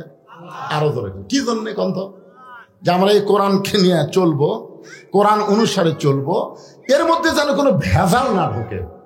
যার শুরুতে আল্লাহ বলেছেন এমন একটা কিতাব যার মধ্যে কোনো কি নাই, ভেজাল নাই, সন্দেহ নাই, গোঁজামিল নাই। এই কোরআন নবী মক্কার জীবনে প্রতিষ্ঠা করবার চাইলো, কিন্তু হলো না। আল্লাহ রাসূলকে আল্লাহ বললেন যে হাবিব, মক্কায় আপনি কলেমার দাওয়াত দিয়েছেন, দীর্ঘ সময় পর্যন্ত আপনাকে তারা নির্যাতন করেছে, মুসলমানের সংখ্যা তো বাড়তেইছে না, বরং এ পর্যন্ত 320 জন, 13 বছরে 320 জন। আপনি হিজরত করেন। আল্লাহ তাআলা গভীর রাত্রে নবীকে হিজরতের হুকুম দিলেন। নবী হযরত আলীকে ডাক দিয়ে বললেন, আলী, আজকে গভীর রাত্রে মক্কা ছেড়ে আমাকে মদিনায় যাওয়ার হুকুম করেছেন কে? তুমি শুধু আমার বিছনায় একটু ঘুম পাড়বা চাদর মুড়ি দিয়ে। আলী বলতেছি, ইয়া রাসূলুল্লাহ, আপনি হিজরত করবেন আর আমি বিছনায় ঘুম পাড়বো, বলেন তো এর মধ্যে হিকমত কি? রাসূল বলতেছে, তাকায় দেখো। হিকমত হলো তাকায় দেখো। আলী তাকায় দেখে মক্কার 37টা নেতা। কতগুলো নেতা? 37 জন নেতা লাঠি সোটা বর্ষা নিয়ে নবীর বাড়ির চারিধার দাঁড়া আছে। তার মানে কি বুঝলেন? নবীকে আল্লাহ হিজরত করবার কয়া ওই নেতা করক আবার বলিছে, তোরা লাঠি লে দাঁড়া থাক, জাগা মতো পিটন দিব, তোর এখন কথা ঠিক কিনা? আলী বলতে, হুজুর এতদিন মনে করতাম আল্লাহ আপনার পক্ষে আছে, কিন্তু আজকে দেখে বুঝতেছি যা কিছু তা আল্লাহ করতেছে। আপনাকে আল্লাহ হিজরতের হুকুম দিল, আর এরা লাঠি সোটা নিয়ে দাঁড়ায় থাকলো, কারণ কি? যেদিন এরা আপনার বাড়ি ঘেরাও করেনি সেই দিন আল্লাহ হিজরতের হুকুম দিলেই তো পারত। আজকে সবাই যখন লাঠি সোটা নিয়ে দাঁড়ায় আছে, আর এই সময় আপনাকে মক্কা ছেড়ে মদিনা যাওয়ার হুকুম দিল, আমার মনে হয় আল্লাহ নবী বলেন, আলী, তোমাকে যেইটা হুকুম দিলাম তুমি সেইটাই করো। আমার বিছনায় চাদর মুড়ি দিয়ে তুমি ঘুমায়া যাও, খবরদার চেতন থাকবা না, তুমি ঘুমায়া যাও। নবীর কথা মতো হযরত আলী চাদর মুড়ি দিয়ে বিছনায় ঘুমায় গেলেন। কিছুক্ষণ পরে নবী আবার আসে চাদর টান দিয়ে দেখি তো চেতন থেকে কি ঘুমের ভান করতেছে নাকি। চাদর টান দিয়ে দেখে হযরত আলী অঘোর নিদ্রায় শায়িত। জোরে কর সুবহানাল্লাহ। কারণ রাসূল বলেছেন ঘুমায়া যাও। রাসূল যেখানে ঘুমাতে বলেছেন সেখানে চেতন থাকা যাবে। হযরত আলী যখন ঘুমায় গেছে, এমন সময় নবী আমার চুপি চুপি ঘরের দরজা খুলে তাকায় দেখে 37 জন নেতা লাঠি সোটা নিয়ে দাঁড়ায় আছে। রাসূল বলেন, আল্লাহ, এরা যেভাবে তাকায় আছে এখনই বের হলে ওরা আমাকে গ্রেফতার করবে, ধরবে, মারবে। আল্লাহ বলেন, হাবিব, যে কোরআন আপনাকে আমি দিয়েছি, অনুনাজ্জিলু মিনাল কুরআনি মা হুয়া শিফাউ ওয়া রাহমাতুল লিল মুমিনিন। আল্লাহু আকবার। কি বুঝতেছেন? সব সমস্যার সমাধান দিতে পারে। এই যে আয়াত পড়লাম, এরই বাংলা অর্থ হলো সব সমস্যার সমাধান। ওগো নবী, আপনি বিপদে পড়বেন এটা না, বরং সূরা ইয়াসিনের মধ্যে কয়েকটা আয়াত আপনি তেলাওয়াত করে এক মুষ্টি বালির উপর ফুৎকার দিবেন। নবী বললেন, বালু ফুৎ দিলে কি হবে? বলে, আপনার কাম আপনি করেন, আমার কাম আমি করে দিব। ধরে কোন সুবহানাল্লাহ। এক মুষ্টি বালির মধ্যে নবী কোরআনের 3টা আয়াত পড়ে যখন ফুঁ দিলেন, ওই বালুগুলো সাইতের জন্য তার চোখের মধ্যে ঢুকে পড়লো। আপনারা বলেন তো, চোখের মধ্যে যখন বালু ঢোকে তখন কি আর হাতত লাঠি থাকে? লাঠি তরবারি বর্ষা ফেলে দিয়ে সবাই খালি চোখ ডলতেছে। চোখ যখন ডলতেছে, আল্লাহ কয়, নবী এখন দেখেন তো কি খবর? নবী কয়, ওরকে লাঠি দিয়ে ওরকে পাশাত ধরেন যাবি না, বুঝবারই পারবি না। আল্লাহ বললেন, আপনাকে মারা লাগবে না, জাগা মতো মারে আমি দিব, আপনি খালি যান। নবী আমার চুপি চুপি আবু বকরের বাড়ির দরজায় আস্তে করে ডাকলে, আবু বকর। সঙ্গে সঙ্গে দরজা খুলে গেল। রাসূল বলে, আবু বকর, আমি যে তোমার বাড়িতে আসতেছি রেখে তুমি আগে থেকেই জানতে নাকি? আবু বকর বলে, হুজুর আপনার কি মনে নাই? আজ প্রায় 6 মাস আগে আপনি বলেছিলেন একদিন গভীর রাত্রে মক্কা ছেড়ে মদিনায় হিজরত করা লাগবে, আমাকে সঙ্গে করে আপনি মদিনায় যাবেন। সেদিন থেকে আজ পর্যন্ত কোনো রাত্রিবেলা ঘুমাইনি, সারা রাত আমি দরজায় দাঁড়িয়ে থাকি। সঙ্গে সঙ্গে নবী বললেন, চলো যাই। যেই বলছে চলো যাই, আবু বকর বলেন, ইয়া রাসূলুল্লাহ চলেন। নবী বললেন, আবু বকর চলো যাই বললাম, তুমি আমার সঙ্গে চলতেছো, একটা বার তুমি কি ঘরের মধ্যে যাবা না? তোমার বিবি বাচ্চার কাছে তুমি কি বলবো না? কারণ মক্কা ছেড়ে মদিনায় যাচ্ছ, বিবি বাচ্চার কাছে কি তুমি বিদায় নেবা না? আবু বকর, নবী গো, আপনি যেদিন আমার নেতা আর আমি যেদিন ইসলামের কর্মী হয়েছি, সেদিন থেকে কলিজার মধ্যে আমার নিয়ত হলো, আল্লাহ রাসূল ছাড়া অন্য কাউকে আমি প্রাধান্য দেই না। আল্লাহর হুকুম নবীর তরিকা মোতাবেক চলাটাই হলো আমার 1 নম্বর দায়িত্ব। নিজের বিবি বাচ্চার কাছে না বলে নবীর সঙ্গে চলতেছেন মক্কা থেকে মদিনার উত্তর দিকে, আর আল্লাহর নবী আবু বকরকে নিয়ে যায় পূর্ব দিকে। আবু বকর বলে, হুজুর আপনি কি মদিনার রাস্তা ভুলে গেছেন নাকি? মদিনা হলো মক্কা থেকে উত্তর দিকে, কিন্তু আমরা যাচ্ছি পূর্ব দিকে। রাসূল বলে, আবু বকর আমি রাস্তা ভুলি নাই, এই পূর্ব দিকে যাওয়াটাই হলো আল্লাহর হুকুম। আবু বকর বলে, রাসূলুল্লাহ উত্তর দিকে মদিনা না যায় পূর্ব দিকে যাওয়া আল্লাহর হুকুম কেন? রাসূল বলে, আবু বকর ওই যে একটা পাহাড় দেখতেছো? বলে, হ্যাঁ। ওই পাহাড়ের উপরে আমাদের 2 জনকে উঠতে হবে। ওই পাহাড়ের ভিতরে একটা গর্ত আছে, এই গর্তের মধ্যে আমাদেরকে আত্মগোপন করা লাগবে। আবু বকর বলে, ইয়া রাসূলুল্লাহ আল্লাহর হুকুমেই যদি মদিনায় হিজরত করা লাগে, তাহলে আত্মগোপন করবেন কার ভয়ে? হুজুর আত্মগোপন করবেন কার ভয়ে? আল্লাহ রাসূল, আবু বকর আল্লাহর হুকুমে আমাদেরকে আত্মগোপন করা লাগবে। আল্লাহর হুকুমে হিজরত করাও যেমন ফরজ, আল্লাহর হুকুমে আত্মগোপন করাও হলো তেমন ফরজ। আমাকে একজন বলতেছে, হুজুর আইদুল হক জিহাদি, আগে আমরা দেখতে ওয়াজ শুনবার গেলে দেখি ওয়াজও আসে চোরের মতন, মানে কোন দিক দিয়ে তেজত উঠলো আমরা বুঝতে পারি না। আবার যখন ওয়াজ শেষ হয় তখন বাতি লিবে চলে যায়। এটা কারণ কি হুজুর? কারণ হলো গাড়ি সুর, কারণ হলো গাড়ি সুর। এরই নাম হলো হিকমত। জোরে করেন সুবহানাল্লাহ। উত্তর দিকে না যায়, পূর্ব দিকে যায়, পাহাড়ের গুহার মধ্যে লুকে আছে। আবু জেহেলের ভয়ে, কাফেরের ভয়ে না আল্লাহর হুকুমে? আল্লাহর হুকুম। আমরা 15.5 বছর লুকালুকি করছি কার হুকুমে? এই নবীর সুন্নত অনুযায়ী। লুকালুকি না করলে আজকে ইসলামী আন্দোলন এত বড় পজিশনে যাইতো। আজকে সমস্ত দল ইসলামী আন্দোলনকে চিন্তা করতেছে, না জানে আগামীতে কি হয়। আমরা তো পুরোপুরি একটা আবাসই দিয়ে দিচ্ছি, সব দেখা শেষ, আগামীতে দেখবো আল্লাহর কোরআনের বাংলাদেশ। এটা কি এমনি এমনি করছি?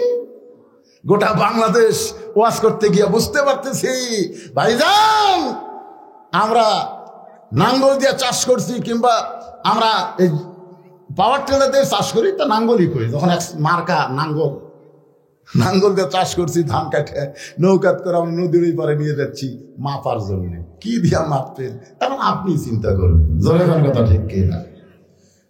সব দেখা শেষ, আগামীতে দেখবো এই 92 মুসলমানে আল্লাহর কোরআনের বাংলাদেশ। কারা কারা দেখতে রাজি? 2 হাত তুলে আল্লাহকে দেখান।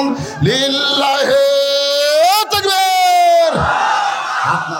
সব তো দেখলেন ভাইজান, কোরআনটা কেমন খালি শুনলে হবে না, এটা বাস্তবে দেখা লাগবে। জোরে কোন কথা ঠিক কি না? একটু মনোযোগ দিয়ে শুনবেন। সকাল হয়ে গেছে, সকাল হয়ে গেছে। আবু জেহেল বলতেছে, যে পাহারা দিছি পলাবি কোন দিক দিয়ে? আমাকে পাহারা বুঝতেছে না, সেই রকম পাহারা, পলাবে কোন দিক দিয়ে? আবু সুফিয়ান বলতেছে, আজকে রাত্রেবেলা পলাবো না, আমরা কি ফেরত যাবো? আবু জেহেল বলতেছে, এই সাহিত্যের জন্য আবার কবে একত্র হবো? দরকার নাই, দরকার নাই, দরজা ভাঙ্গে আজকে কাম সারা লাগবে। সাহিত্যের জন্য তার মধ্যে আবু জেহেল হলেন বড় নেতা। দরজা খুলে তাকায় দেখে ওরে তামানে চাদর দিয়ে ঘুম পাড়তেছে। ঘুমের কারণ নাকের শব্দ শোনা যায়। আবু সুফিয়ান, আবু জেহেল একসাথে। এই বাম সাইডে একটা যুবক নেতা, নাম হলো উলিদ বিন মুগিরা। উলিদ বিন মুগিরা বলতেছে, নেতা কি মানুষ, এক মারার জন্য আমরা সারা রাত পড়া দিচ্ছি, আর এই নাক ডেকে ঘুম পাড়তেছে। আচ্ছা, নাক ডেকে ঘুম কে পাড়তেছে? কেন পারতেছে? রাসূল কাছে ঘুম পা। নবীকে কেমন অনুসরণ করে চিন্তা করেন। যারা যদি নবী না পায় তাহলে তো গু সাপের মতন মারবে আলী। জোরে কোন কথা ঠিক কিনা? কিন্তু দেখেন আরামসে ঘুম পাড়তেছে। উলিদ বিন মুগিরার হাতে একটা বর্শা ছিল, চাদরের মধ্যে আল্লাহর নবী মনে করে ওই বর্শা যখন মারতে চায়, আবু জেহেল বলতেছে, ঘুমন্ত মানুষকে মারা জায়েজ নাই। বড় নেতা ফতুয়া মারছে, ঘুমন্ত মানুষও মারা জায়েজ নাই রে। এতজন মানুষ মিলে তাকে হত্যা করে বেড়াইছি, ঘুমের মানুষও মারা লাগবি, অচেতন করে তারপর মারব। উলিদ বিন মুগিরা বলে, নেতা আমার আর তোর সয় না, সারা রাত যাকে মারার জন্য পাহারা দিলাম, আর সেই বেটা আরামে ঘুম পাড়তেছে। আপনার সব নেতৃত্ব সব সময় মারা যায় না, দেখবেন অনেক সময় চামচারা নেতা ছাড়া কাম করে। ধরে কোন কথা ঠিক কিনা? এই বলে উলিদ বিন মুগিরা যখন বর্ষাটা মারতে চায়, এমন সময় আবু জেহেল খস করে ধরছে। কেন তোকে আমি নিষেধ করি, তারপরে তুই বর্ষা মারিস? আপনার সব কথা মানা যাবে না তো, বুঝতেছেন না? সারা চেতন থেকে চোখ লাল হয়ে গেছে, আর এই বেটা লাখ ডেকে ঘুম পাড়তেছে। আবু জেহেল বলতেছে, উলিদ তুই আমার কর্মী, আমি তোর নেতা। সোনালো বলেন না কেন? কারণ আবু জেহেল জানে আবু জেহেলের বাড়ির সবচেয়ে নিকটে হচ্ছে রাসূলের বাড়ি। আবু জেহেল জানে এই জায়গায় যদি নবীকে রক্তাক্ত করি তাহলে আল্লাহর গজব এসে উলিদ বিন মুগিরার বাড়ি তো অনেক দূর, অর্ধের গজব না যে আগে হামাক ধরবে। কারণ আবু জেহেল তলে তলে আমাদের নবী যে আল্লাহর নবী এটা বিশ্বাস করে, কিন্তু মানে না। কারণ মানলেই তার ভুয়া নেতৃত্ব চলবে না। আজও পর্যন্ত বাংলাদেশের সব নেতারা জানে আলেমরাই হলো শ্রেষ্ঠ নেতা। ধরে কোন কথা ঠিক না? বিশ্বাস যদি না করেন মসজিদের মধ্যে যান, আপনাকে সিরাজ কর আর যাই কর, যত নেতা আছে এরা কোনোদিন সামনে যাওয়ার পারবি? কথা কর না ভাই, পারবি? দবির দই পারবি না? এটি আর ডাইরেক্ট দিচ্ছে না, এটা ওটা অ্যাঙ্গেলে দিচ্ছে। যেই নেতা পিছনে থেকে সামনে যাওয়ার পারবে না, ওরে নেতা বানান যাবে না। জোরে কোন কথা ঠিক কিনা? বুঝবার পারেন না, পরে বুঝবেন। আল্লাহর বান্দার একটু মনোযোগ দিবেন। ইন্নামা ইয়াখশাল্লাহ মিন ইবাদিহিল উলামা। এই কোরআনের সবচাইতে বড় জিকির হলো বান্দা সময়ের ভিতরে আলেম বান্দারাই আল্লাহকে সবচাইতে বেশি ভয় করে। যারা ভয় করে তাদেরকে যে সিয়ারি দেন ওই সিয়ারের গুরুত্ব তারা বহন করবে। একটু মনোযোগ দিয়ে শুনবেন। আবু জেহেল আল্লাহর নবীর সিনে জানে, এই কারণে চিন্তায় আছে, এই জায়গায় যদি উলিদ বিন মুগিরা বর্ষা মারে আর নবী যদি এই জায়গায় মারা যায় তাহলে সর্বোত্তম আমাকেই গজব ধরবে। এজন্য বর্ষাটা খফ করে ধরেছে। আমি আপনাদের কাছে একটা প্রশ্ন করি, নবীর সবচাইতে বড় শত্রু হলো আবু জেহেল, আর নবীর সবচাইতে খারাপ শত্রু হলো উলিদ বিন মুগিরা। বুঝতে পারলেন? নবীর সবচাইতে বড় শত্রুকে আবু জেহেল, আর নবীর সবচাইতে খারাপ শত্রু হলো উলিদ বিন মুগিরা। মানে সবসময় নবীকে খারাপ ভাষা দিয়ে গালি দিত। একদিন নবী সাহাবীদেরকে নিয়ে আলোচনা করতেছে, উলিদ বিন মুগিরা সাইড দিয়ে যাচ্ছে আর বলছে, ও মুসলমানের নবী, তুমি যদি সত্যি আল্লাহর নবী হও তাহলে জন্মের আগে তোমার বাপ বললো কেন? আচ্ছা দেখেন, এইটা একটা কথা হলো। ও মুসলমান নবী, তুমি যদি সত্যি আল্লাহর নবী হও তো জন্মের আগে তোমার বাপ বললো কেন? এখন যদি আমাকে করে, ও বদর রশিদ, আপনি সত্যি আলেম হন তাহলে আপনি এত কালো হলেন কেন? এখন আপনারা বলেন, আমি যে কালো হচ্ছি এটা কি আমি হচ্ছি? তো নবীর যে বাপ মরছে মায়ের পেটে থাকতে, এটা কি নবী মানছে? তাহলে এইরকম কথা বলার কারণ? সঙ্গে সঙ্গে নবীর চোখ দিয়ে পানি আসলেন। শিশু বলে, মইরা গেছে মা, গর্বে থাকতে মরছে পিতা, নবী চোখে দেখলেন না। কে করিবে লালন পালন, কে দিবে সান্ত্বনা, এই দুনিয়ার বড় এতিম নবী ছিলেন একজনা, আলাম ইয়াজিদিকা ইয়াতীমান ফাআওয়া। নবীর চোখ দিয়ে পানি পড়তেছে। আল্লাহ কয়, হাবিব কাঁদতেছেন? উলিদ বিন মুগিরার কথা শুনে কাঁদতেছেন, আপনি জানেন ওই কে? তো রাসূল বলতেছে, আল্লাহ আমি তো জানি উলিদ বিন মুগিরা মুগিরার বেটা। না হুজুর, ই মুগিরার বেটা লয়। তাহলে কে? উতুল্লিম বাদা জালিকা জানি। উনি হলে জাউরা সন্তান, একলা 100টা ভোট দেয়, ওর বাপ একটা ভোট দেয় 100টা। জাউরার গাছ আর বাপ হলো একটা ভোট দেয় 100টা, খালি মুড়ির টানে। আমার যারা বাংলাদেশে একের অধিক ভোট দিচ্ছে তারা অধিকাংশই জাউরে। কথা কর না কেন, কথা কর না কেন? তোর বাপ কয়টা? একটাতে ভোট দিল কয়টা? এক দফের বেটা হয়ে তুই 10টা ভোট কেন দেশ? উতুল্লিম বাদা জালিকা জানি। নবী বুঝবার পারছে আল্লাহ কি কইছে। কিছুদিন পরে ওর কামিত হলো ওই নবীর খারাপ শত্রু। নবী আবার যখন আলোচনা করতেছেন ওই আসতেছে, তো নবী জানে ওই তো আসে একটা খারাপ কথা বলবি। তো উলিদ বিন মুগিরা বলার আগেই নবী আউট করে দিছে, উতুল্লিম বাদা যালিকা জানিম। উলিদ বিন মুগিরা কয়, কে আমার দেখার পরে নবী কথা কইল, তাহলে আমি কি অবৈধ? আমার কি বাপের ঠিক নাই? নবী গেলেন তো দূরের কথা, মারছে দূর, এক দৌড়ে মায়ের কাছে। মা, মাগো, উতুল্লিম বাদা যালিকা জানিম। মা কান্দার বলে, এত বছর পর এই সত্য কথা তোরে কে শোনাইল? যে কথা দুনিয়ার কেউ জানে না রে, খালি আমি জানি। এই কথা তোরে কে শুনাইল? উলিদ বিন মুগিরা বলতেছে, মা কি কি কি কে কি কি লয়? এই কথা তো কে শুনাইল? এত দামি কথা তোরে কে শুনাইল রে? যে তোরে শুনাইছে এ দুনিয়ার সাধারণ মানুষ না। ধরে কোন সুবহানাল্লাহ। উলিদ বিন মুগিরা বলে, মা তাহলে সত্যই আমি দারুস সন্তান? উলিদ বিন মুগিরার মা বলতেছে, তুই দারুস সন্তান এইটা তোরে যে বলেছে আমি জানি না, তবে কথা সত্য। উলিদ বিন মুগিরা বলে, মা তাহলে বলেন তো আমার জন্মটা কিভাবে হলো? এখান থেকে বোঝা গেল আল্লাহর নবীকে যারা গালমন্দ করবে, নবীর বিরুদ্ধে যারা সমালোচনা করবে, এমনকি ওয়ারাসাতুল আম্বিয়া আলেমদেরকে নিয়ে যারা সমালোচনা করবে, তারা সকলেই হলো অবৈধ সন্তান। বৈধ সন্তান কোনোদিন আলেমদের সমালোচনা করবে না। আল উলামা ওয়ারাসাতুল আম্বিয়া, আলেমরা হলো নবীদের ওয়ারিস। এবার উলিদ বিন মুগিরার মা বলতেছে, ওয়াজান তাহলে শোন, আমার মায়েরা যারা পর্দার অন্তর আছেন, এখন একটু আপনাদের মনোযোগ দিয়ে শোনা লাগবে।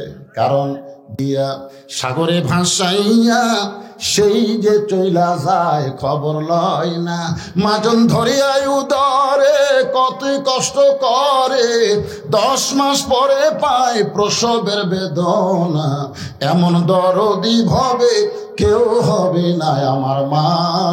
মা গো, আমাদের সেই মা গুলো ভালো হোক, আমরা চাই কি চাই না? ধরে কোন চাই কি চাই না?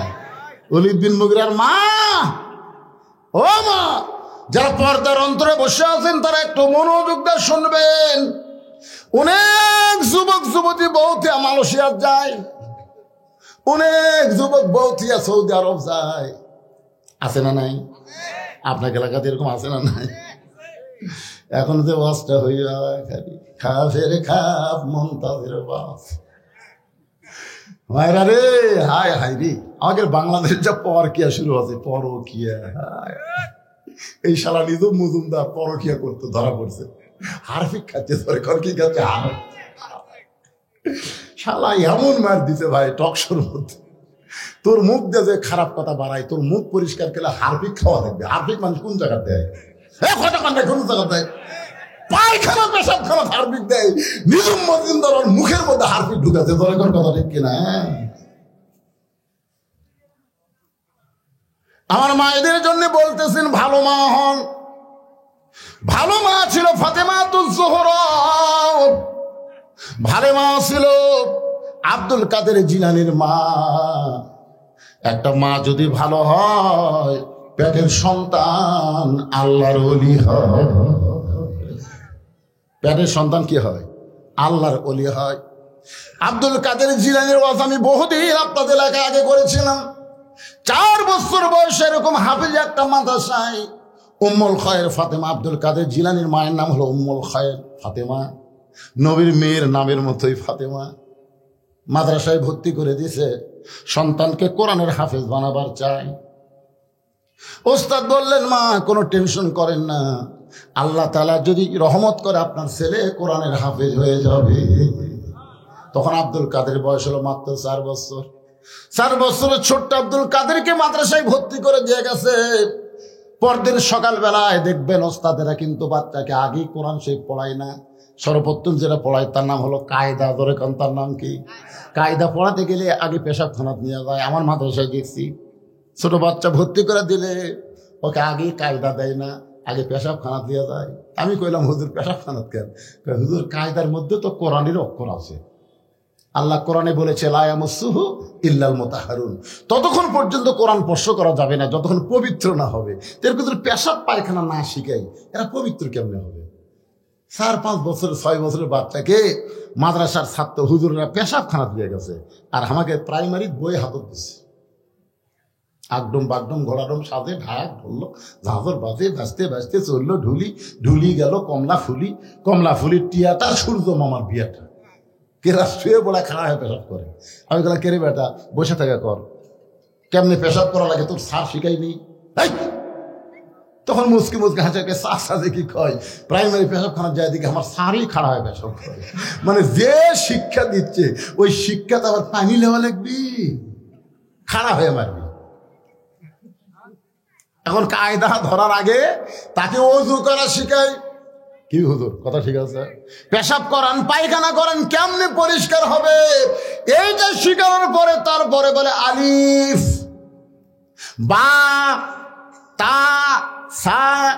আব্দুল কাদের জিলানীকে যখন বলেছেন আলিফ, সঙ্গে সঙ্গে লাম মিম যালিকাল কিতাবু লা রাইবা ফিহি হুদাল লিল মুত্তাকিন আল্লাযীনা ইউমিনুনা বিল গায়বি ওয়া ইউকিমুনাস সালাত ওয়া মিম্মা রাযাকনাহুম ইউনফিকুন। ওস্তাদ মারছে দৌড়। কে আলিফ বলার পরে বা তা, ওই আলিফ শুনাই লাম মিম করে শুরু করলো, আর যেই হারে ঝুঁকতেছে আর মারতেছে। খালি কোরআনের কিন্তু একটা ঝোঁক আছে না নাই? অজিলাত কুলুবুহুম, তার অন্তরের মধ্যে কোরআনের বাণী এমন ভাবে তলপড়ানি সৃষ্টি করে, যার কারণে প্রত্যেকটা মাদ্রাসায় গিয়ে দেখবেন বাচ্চারা কোরআন পড়তেছে এরকম ঝুঁকতেছে। এটা হলো কোরআনের মুজিজা। জোরে কর সুবহানাল্লাহ। আব্দুল কাদের ছোট্ট বাচ্চা কোরআন পড়তেছে আর ঝুঁকতেছে। এমন সময় ওস্তাদ মারছে দৌড়। অনেক ছাত্র বলে, হুজুর দৌড়ান কেন? বলে একলা পারতেছে না, ভয় লাগে। মানুষের বাচ্চারা মনে হয় পেতনির বাচ্চা। সমস্ত শিক্ষক ছাত্র ঘিরে ধরেছে, আর 4 বছর আব্দুল কাদের জিলানী খালি পড়ে যাচ্ছে। এক হুজুর কোরআন শরীফ হাতে নিয়ে এরকম আব্দুল কাদের পড়ার দিকে খেয়াল করে আয়াত বের করে ধরতেছে। বাজান করে একটা আয়াত পর্যন্ত বাদ দেয় না। যেই মাত্র 18 পারা কোরআন তেলাওয়াত শেষ হয়ে গেল, এমন সময় আব্দুল কাদের অটোমেটিক ব্রেক হয়ে গেছে। সমস্ত ওস্তাদ বলতেছে আর কেন পারতেছে না, আর কেন পারতেছে না। একজন ওস্তাদ বলে, জানবার যদি চাও তাহলে আব্দুল কাদেরের মায়ের কাছে যাও। জানবার যদি চাও বাপের কাছে যাও। কথা কন না কেন? বাপের কাছে। ওলীদ বিন মুগীরা কার কাছে গেছে? মায়ের কাছে। আকাই হুজুর সারা বছর আমার খিদা লাগে না, কিন্তু রোজার ফাঁদ উঠলে খালি খিদা লাগে হুজুর। আমার এত খিদে রমজান মাসে কেন? তা আমি বললাম তোর এত খিদে কেন? তুই মায়ের কাছে যা। হুজুর মায়ের কাছে? আরে যাস না কেন? মা কি বাঁচে আছে? আছে, যা মায়ের কাছে। ওই মায়ের কাছে বলতেছে মা 11 মাস আমার খিদা কম, কিন্তু রোজার মাসে এত খিদা খেন। তখন মা বলতেছে তোর দাদি এই সর্বনাশ করছে, তোর দাদি। তুই যখন আমার পেটত আসলি রোজার মাসে তোর দাদি বলছে বৌমা খবরদার রোজা থাকো না, রোজা থাকলে পেটের বাচ্চা শুকা যাবে। খালি তুই কি তাজা ছোঁয়ার জন্য রোজার মাসে আমি খাসি রে, আমিও খাসি তুইও খাসি। এই যে রোজার মাসে তোর খাওয়া শুরু হচ্ছে, বেড়ে এসে তুই আর না খায় থাকবার পারতেছিস না। একটা মা যদি ভালো হয়, এই জন্য খ্রিস্টান নেপোলিয়ান বলেছে ভালো একটা সন্তান চাইলে ভালো একটা মায়ের দরকার। ধরে কোন কথা ঠিক কিনা? মায়ের কাছে যা। আব্দুল কাদেরকে কান্দে করে মায়ের বাড়ির দরজায়, মা জানলা দিয়ে তাকায় দেখে গতকাল আব্দুল কাদেরকে ভর্তি করে দিছে মাদ্রাসায়, আজকেই ফেরত নিয়ে আইছে। মা কান্দের বলে হুজুর আমার আব্দুল কাদেরের অপরাধ কি? কি অপরাধে তাকে ফেরত দিয়ে বেড়াইছেন? ওস্তাদ বলতেছে মা আব্দুল কাদের অপরাধ হলো একটাই, আলিফ বলার পরে বা বলে না। একটানে 18 পারা কোরআন আমাদের কেমনে শোনাই? মা কান্দের বলে হুজুর আমার আব্দুল কাদের কেমনে কোরআন শোনাইলো আমি মা হইয়াও বলতে পারবো না। ওস্তাদ বলে মা গোপন করো না, সত্যি করে বলো তো খবর কি? মা কান্দের বলে সত্য কথা হলো আমি হলাম 18 পারা কোরআনের হাফেজা। এই আব্দুল কাদের যখন পেটে ছিল আল্লাহ তাআলা আব্দুল কাদেরের কারণে সন্তান পেটে আসার কারণে মায়ের মাসিক ব্যারাম বন্ধ করে দিল। যে মায়েরা পেটে বাচ্চা আসে সাথে সাথে তাদের কি হয়? মাসিক ব্যারাম বন্ধ হয়ে যায়। কারণ কি বন্ধ? কারণ হলো প্রতি মাসে 3 দিন 5 দিন মায়েরা মন চাইলেও ইবাদত করতে পারবে না। কেন পারবে না? এই মাসিক শুরু হলে মেয়েদের নামাজ পড়া যাবে না, কোরআন পড়া যাবে না, তারপরে রোজা রাখা যাবে না। কিন্তু পেটে বাচ্চা আসার সাথে সাথে আল্লাহ মাসিক ব্যারাম বন্ধ করার কারণ হলো বাচ্চা থাকা অবস্থায় মায়ের ইবাদতের যেন কোনো কমতি না হয়। কারণ মায়ের ইবাদতের সাথে পেটের বাচ্চার আল্লাহ সম্পর্ক করে দেয়। পেটে বাচ্চা নিয়ে মা রুকুর থেকে সেজদাত গেছে, পেটের বাচ্চা বড় হচ্ছে 7 মাস। 7 মাসের বাচ্চা পেটত বুঝতেছে না, পেট উঁচে হয়ে গেছে। তারপর রুকুতে সেজদাত গেছে, একটা বাচ্চা পেটের মধ্যে ঠাসি খাচ্ছে। রুকুতে সেজদাত গেলে কি হয়? ফেরেশতারা বলতেছে আল্লাহ কি কষ্ট করে মা নামাজ পড়তেছে, পেটের বাচ্চার মনে কষ্ট হচ্ছে। আল্লাহ কয় ফেরেশতা সাক্ষী থাক, সাক্ষী থাক। যে মা পেটে বাচ্চা নিয়ে কষ্ট করে রুকুর থেকে সেজদাত যায়, ও মা শুধু নিজে নামাজ পড়ে না, পেটের বাচ্চাকেও নামাজি বানায় দিচ্ছে। সুবহানাল্লাহ। কি বুঝতেছেন ভাই? আজকে আমাদের যেগুলো ধরে ওদের খাড়া হয়ে আছে ঘুরতেছে, এগুলা কি এরকে দোষ? এরকে দোষ না তো। ওরা যখন মায়ের পেটে ছিল মা তখন পেট দিয়ে গোটা পাড়া ঘুরিছে, ওই যে পেটের মধ্যে থেকেই এরকে ঘোরনি ব্যারাম শুরু হয়ে গেছে। ভালো মায়ের বাচ্চা যারা কোরআনের মাহফিলে বসবে তারা, ধরে কোন কথা ঠিক কিনা? আপনি কি খবর স্যার?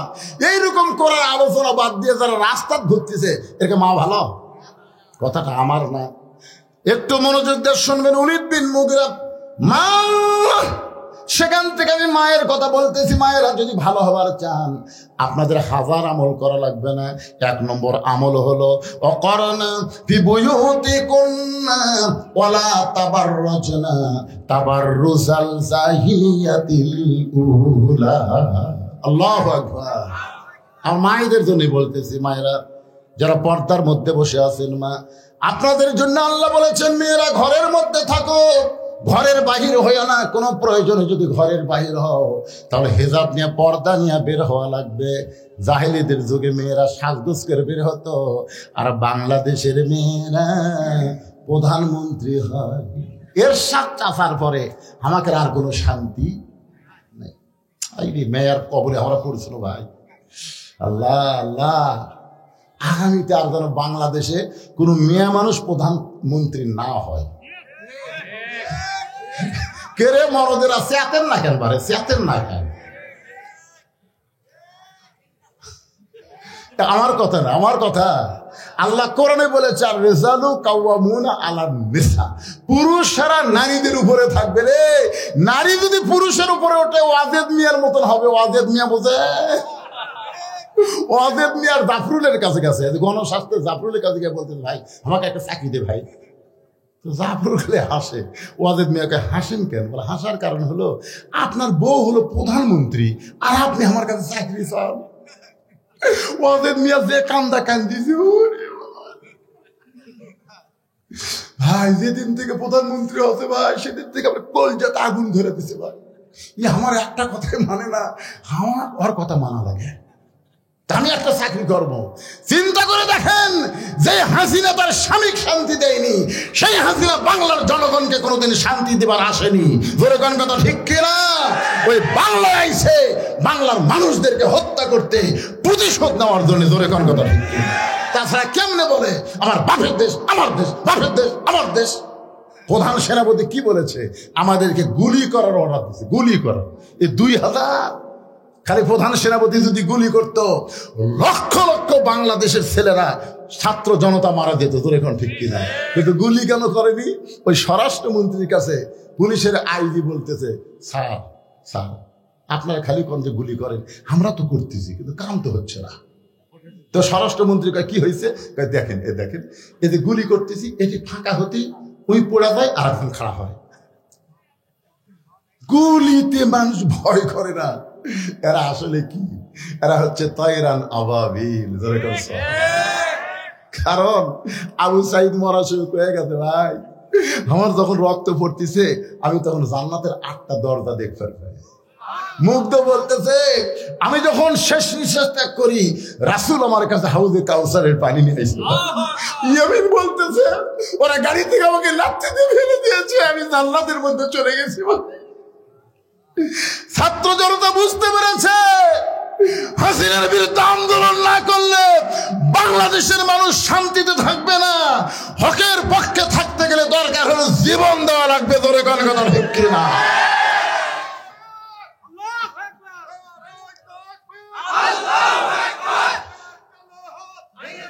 লিল্লাহে তাকবীর। একটু মনোযোগ দিয়ে শোনেন, বিষয়টা হচ্ছে ফাযকুরুনি আযকুরুকুম ওয়াশকুরুনি ওয়ালা তাকফুরুন। আল্লাহু আকবার। একটু মনোযোগ দিয়ে শুনবেন।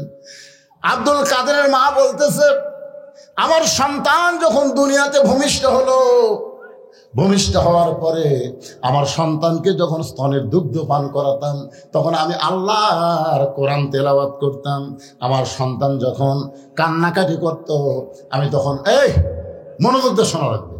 আব্দুল কাদেরের মা বলতেছে আমার সন্তান যখন কান্নাকাটি করত আমি তখন বাবু তো করে কান্না থামাইনি, আমি আল্লাহর কোরআন তেলাওয়াত করেছি। কোরআন তেলাওয়াত শুনতে শুনতে আব্দুল কাদেরের কান্না থেমে যেত। আব্দুল কাদের রাত্রেবেলা যখন আমার কাছে বিছনায় ঘুমাইতো আমি এক পারা কোরআন না শুনাইলে আমার আব্দুল কাদের কোনোদিন ঘুমাইতো না। আমি তাকায় দেখতাম আমার আব্দুল কাদের চেতনছে, আমি কোরআন পড়তেছি। আমার আব্দুল কাদের যে এক পারা হয়ে গেছে আমি তাকায় দেখি চোখ বন্ধ করে ঘুমায় গেছে। আমার মনে হয় আমার পেট থেকে দুনিয়াতে আসার পরে এই 4 বছরে আমি 18 পারা কোরআন বহুবার তেলাওয়াত করেছি। আমার তেলাওয়াত শুনতে শুনতে আব্দুল কাদের হয়তো 18 পারা কোরআন হেফজ করেছে। সমস্ত শিক্ষক ছাত্র কান্দে বলে মা যদি ভালো হয় পেটের বাচ্চা আল্লাহর ওলি হয়ে যায়। মা উতুল্লিম বা দাজালিকা জানিম। মাগো এইটা বলার পিছনে কারণ কি? মা বলতেছে রে উলিদ শোন, আমি যখন যুবতী ছিলাম তখন তোর বাবা আমাকে বাড়িতে থেকে ব্যবসার কাজে বাইরে গেল, ব্যবসার কাজে চলে গেল। আমি যুবতী বউ ঘরে আছি, ব্যবসার লোভে পড়ে তোর বাবা আমার কথা ভুলে গেছে। বছরের পর বছর ব্যবসা করতেছে কিন্তু বাড়িতে যে যুবতী বউ আছে এইটা খেয়াল নাই। এই জন্য আল্লাহ তাআলা কোরআনে বলেছেন, হুন্না লিবাসুল লাকুম ওয়া আনতুম লিবাসুল লাহুন্না। কি বুঝলেন? সবচাইতে বড় জিকির স্বামীকের জন্য। বউ হলো তোমার পোশাক, আবার স্বামী হলো বউয়ের পোশাক। এই শীতের দিনে কি বুঝতে চাই? আমি ছোটবেলাতে একটা গান শুনছিলাম, আপনারা শুনছেন কিনা? কেশবী ভাই শুনছেন? গানটা হলো, জামা তোর জামাইয়ের বাহানি আমি যাব না, তোমার জামাই চাকরি করে মহিমাগঞ্জ সুগার মিলে, মাসে মাসে পত্র পাঠায় ঘরে আসে না। জামা মানে মগ বলতেছে, জামা তোর জামাইয়ের বাহারি আমি যাব না। কি বুঝতেছেন? যুবতী বউকে বাড়িতে রাইখা যুবক স্বামী যখন বাহিরে যায়, আল্লাহ কোরআনে বলেছেন, হুন্না লিবাসুল লাকুম ওয়া আনতুম লিবাসুল লাহুন্না। স্বামী হলো বিবির পোশাক, বিবি হলো স্বামীর পোশাক। নবী আমার ঘরের মধ্যে বসে আছে, এমন সময় উম্মাহাতুল মুমিনিন আয়েশা ঘরের মধ্যে ঢুকছে। নবী আস্তে করে দাঁড়িয়ে গেলেন, আয়েশার সম্মানে না, আয়েশার মহব্বতে। জোরে বলেন সুবহানাল্লাহ। একটা হলো মহব্বত, একটা হলো সম্মান। আল্লাহ নবী আস্তে করে দাঁড়িয়ে গেলেন, দুই কদম হেঁটে নবী নিজেই দরজা বন্ধ করে দিলেন। নবী শুধু দরজা বন্ধ করলেন না, নবী ঘরের জানলাও বন্ধ করে দিলেন। আয়েশা থর থর করে কাঁপতেছে। আল্লাহ রাসূল বলে, আয়েশা কাঁপো কেন? বলে, আপনার জুতার পরশে আল্লাহর আরশ ধন্য হয়ে গেছে। হুজুর, যদি কোনো বেয়াদবি হয়, আল্লাহ নবী বলে, আয়েশা, একজন নবীর জুতার পরশে আল্লাহর আরশ ধন্য হয়ে গেছে, একজন নবীর জুতার পরশে। আয়েশা বলে, হুজুর আপনি তো সেই নবী।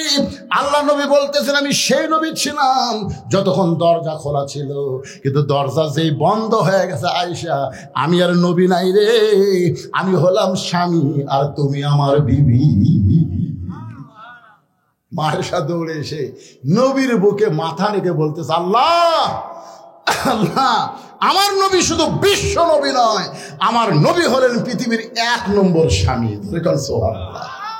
যেই বলছে 1 নম্বর স্বামী, নবী তখন আস্তে করে আয়েশাকে এই বাম হাতে বুকের মধ্যে নিয়ে ডান হাতে একটা ঠাসি মারছে। এটা কিসের ঠাসি? মহব্বতের ঠাসি। আপনি আপনার বউকে বুকের মধ্যে নিয়ে একটা ঠাসি মারবেন, নবীর সুন্নত আদায় হবে। একটা সুন্নত আদায় করলে 100 গলা কাটা শহীদের সওয়াব। এটা কোন সুন্নত? টুপি মাথার দেওয়া, পাগড়ি পরা, এটা হলো বুকের মধ্যে নিয়ে ঠাসি দেওয়া সুন্নত। কথা কয় না, এই সুন্নত সমাজে চালু আছে। কথা কন না কেন? যেই সুন্নত সমাজে চালু নাই, এই সুন্নত যদি আপনি চালু করেন, তাহলে 100 গলা কাটা শহীদের সওয়াব পাবেন। টুপি তো চালু আছে, দাড়ি চালু আছে, এগুলো তো সস্তা সুন্নত। সবচাইতে বড় সুন্নত হলো বাতিলের বিরুদ্ধে লড়াই করে মুখের দাম ভেঙে ফেলা দেওয়া। কথা, এই দাঁত ভাঙ্গা হলো 100 গলা কাটা শহীদের সওয়াব। এই খাওয়ার পরে মিষ্টি খাওয়া,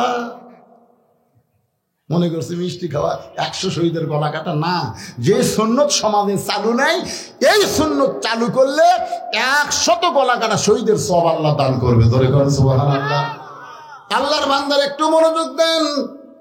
আল্লাহ তাআলা ডাক দিয়ে বলেন, জিবরাইল, লহে মাহফুজ থেকে কোরআনের আয়াত নিয়ে নবীর কাছে যাও, নবীরে জানায় দাও, হুন্না লিবাসুল লাকুম ওয়া আনতুম লিবাসুল লাহুন্না। ওলীদ বিন মুগিরার মা বলতেছে, তোমার বাবা মাসের পর মাস, বছরের পর বছর যখন বাহিরে, তখন আমার মনের মধ্যে একটা ব্যারাম ঢুকলো, একা একা কেন ভালো লাগে না, কোনো কাজে মন যেন বসে না, আমার কি হতে কি হয়ে গেল, আমি নিজেও তো কিছু বুঝি না। ওলীদ বিন মুগিরার মা বলতেছে, আমি ঘরের ছাদে গেলাম, ঘরের ছাদে গিয়ে উড়ু উড়ু মন নিয়ে যখন তাকাই, তখন দেখি তোমার বাপের ছোট ভাই। ওলীদ বিন মুগিরার বাপের কি ভাই? যার নাম আমাকে আপনাকে ধনুটি কি খাওয়ায়?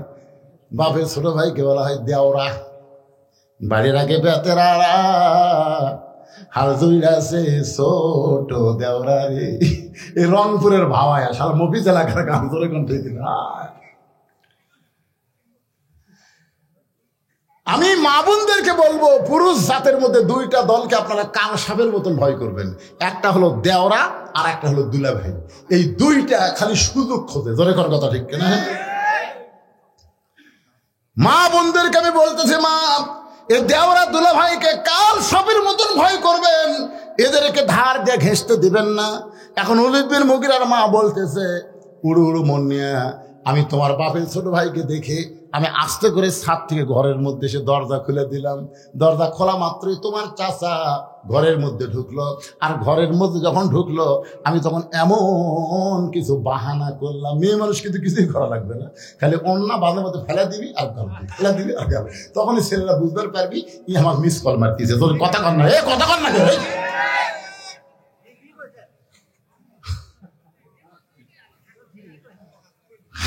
এখন চিন্তা করতে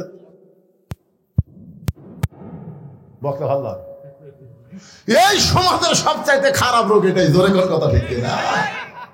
আমি কি বলছি রে, কল না মিস কল?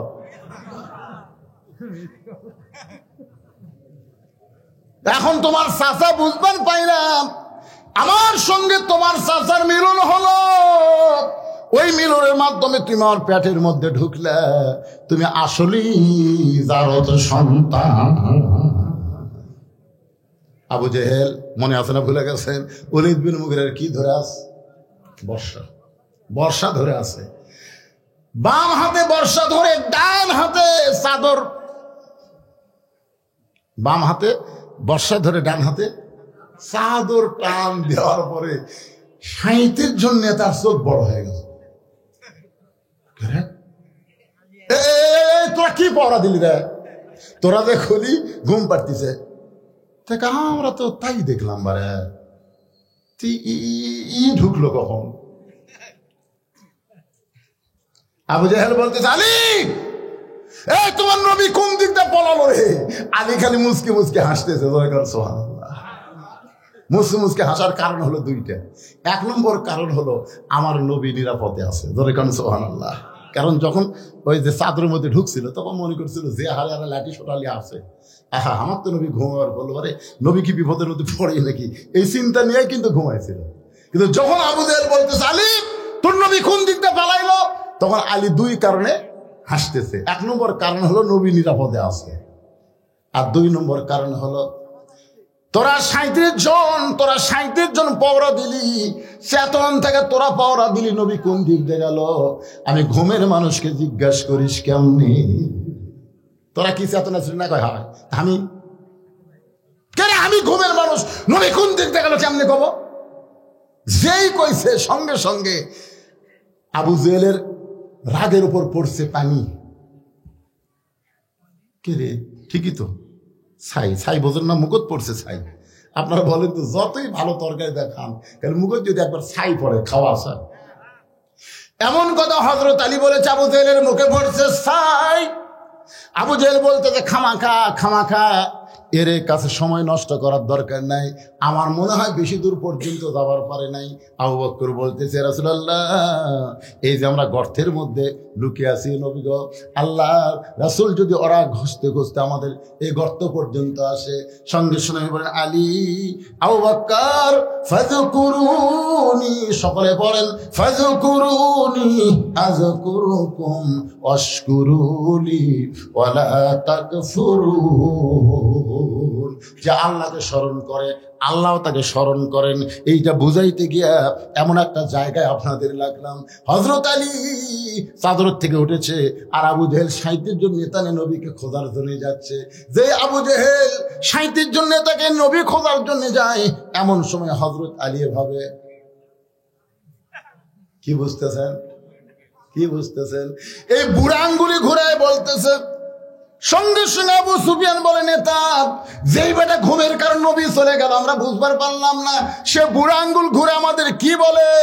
আবু জেহেল বলতেছে, আমার মন চায় ওরে সাইজ করি, কিন্তু ওর চেহারার দিকে তাকাইলে বুঝতে পারি আমরা কিছুই না। আল্লাহর জিকির করার কারণে আল্লাহ তার চেহারার ভিতরে এমন শক্তি দিয়েছে। সুবহানাল্লাহ। আল্লাহর বান্দারা, এই যে ছেলেরা আজকে 2 দিন ব্যাপী কোরআনের মাহফিল তথা জিকিরের মাহফিলের আয়োজন করেছে, এই মাহফিল করা থেকে আপনারা খুশি না বেজার? কারা কারা খুশি? 2 হাত তুলে আল্লাহকে দেখান। লিল্লাহি তাকবীর।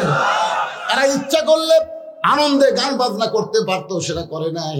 আল্লাহর ঘরের উন্নয়ন কল্পে এরা 2 দিন ব্যাপী কোরআনের মাহফিল করেছে ভাইজান।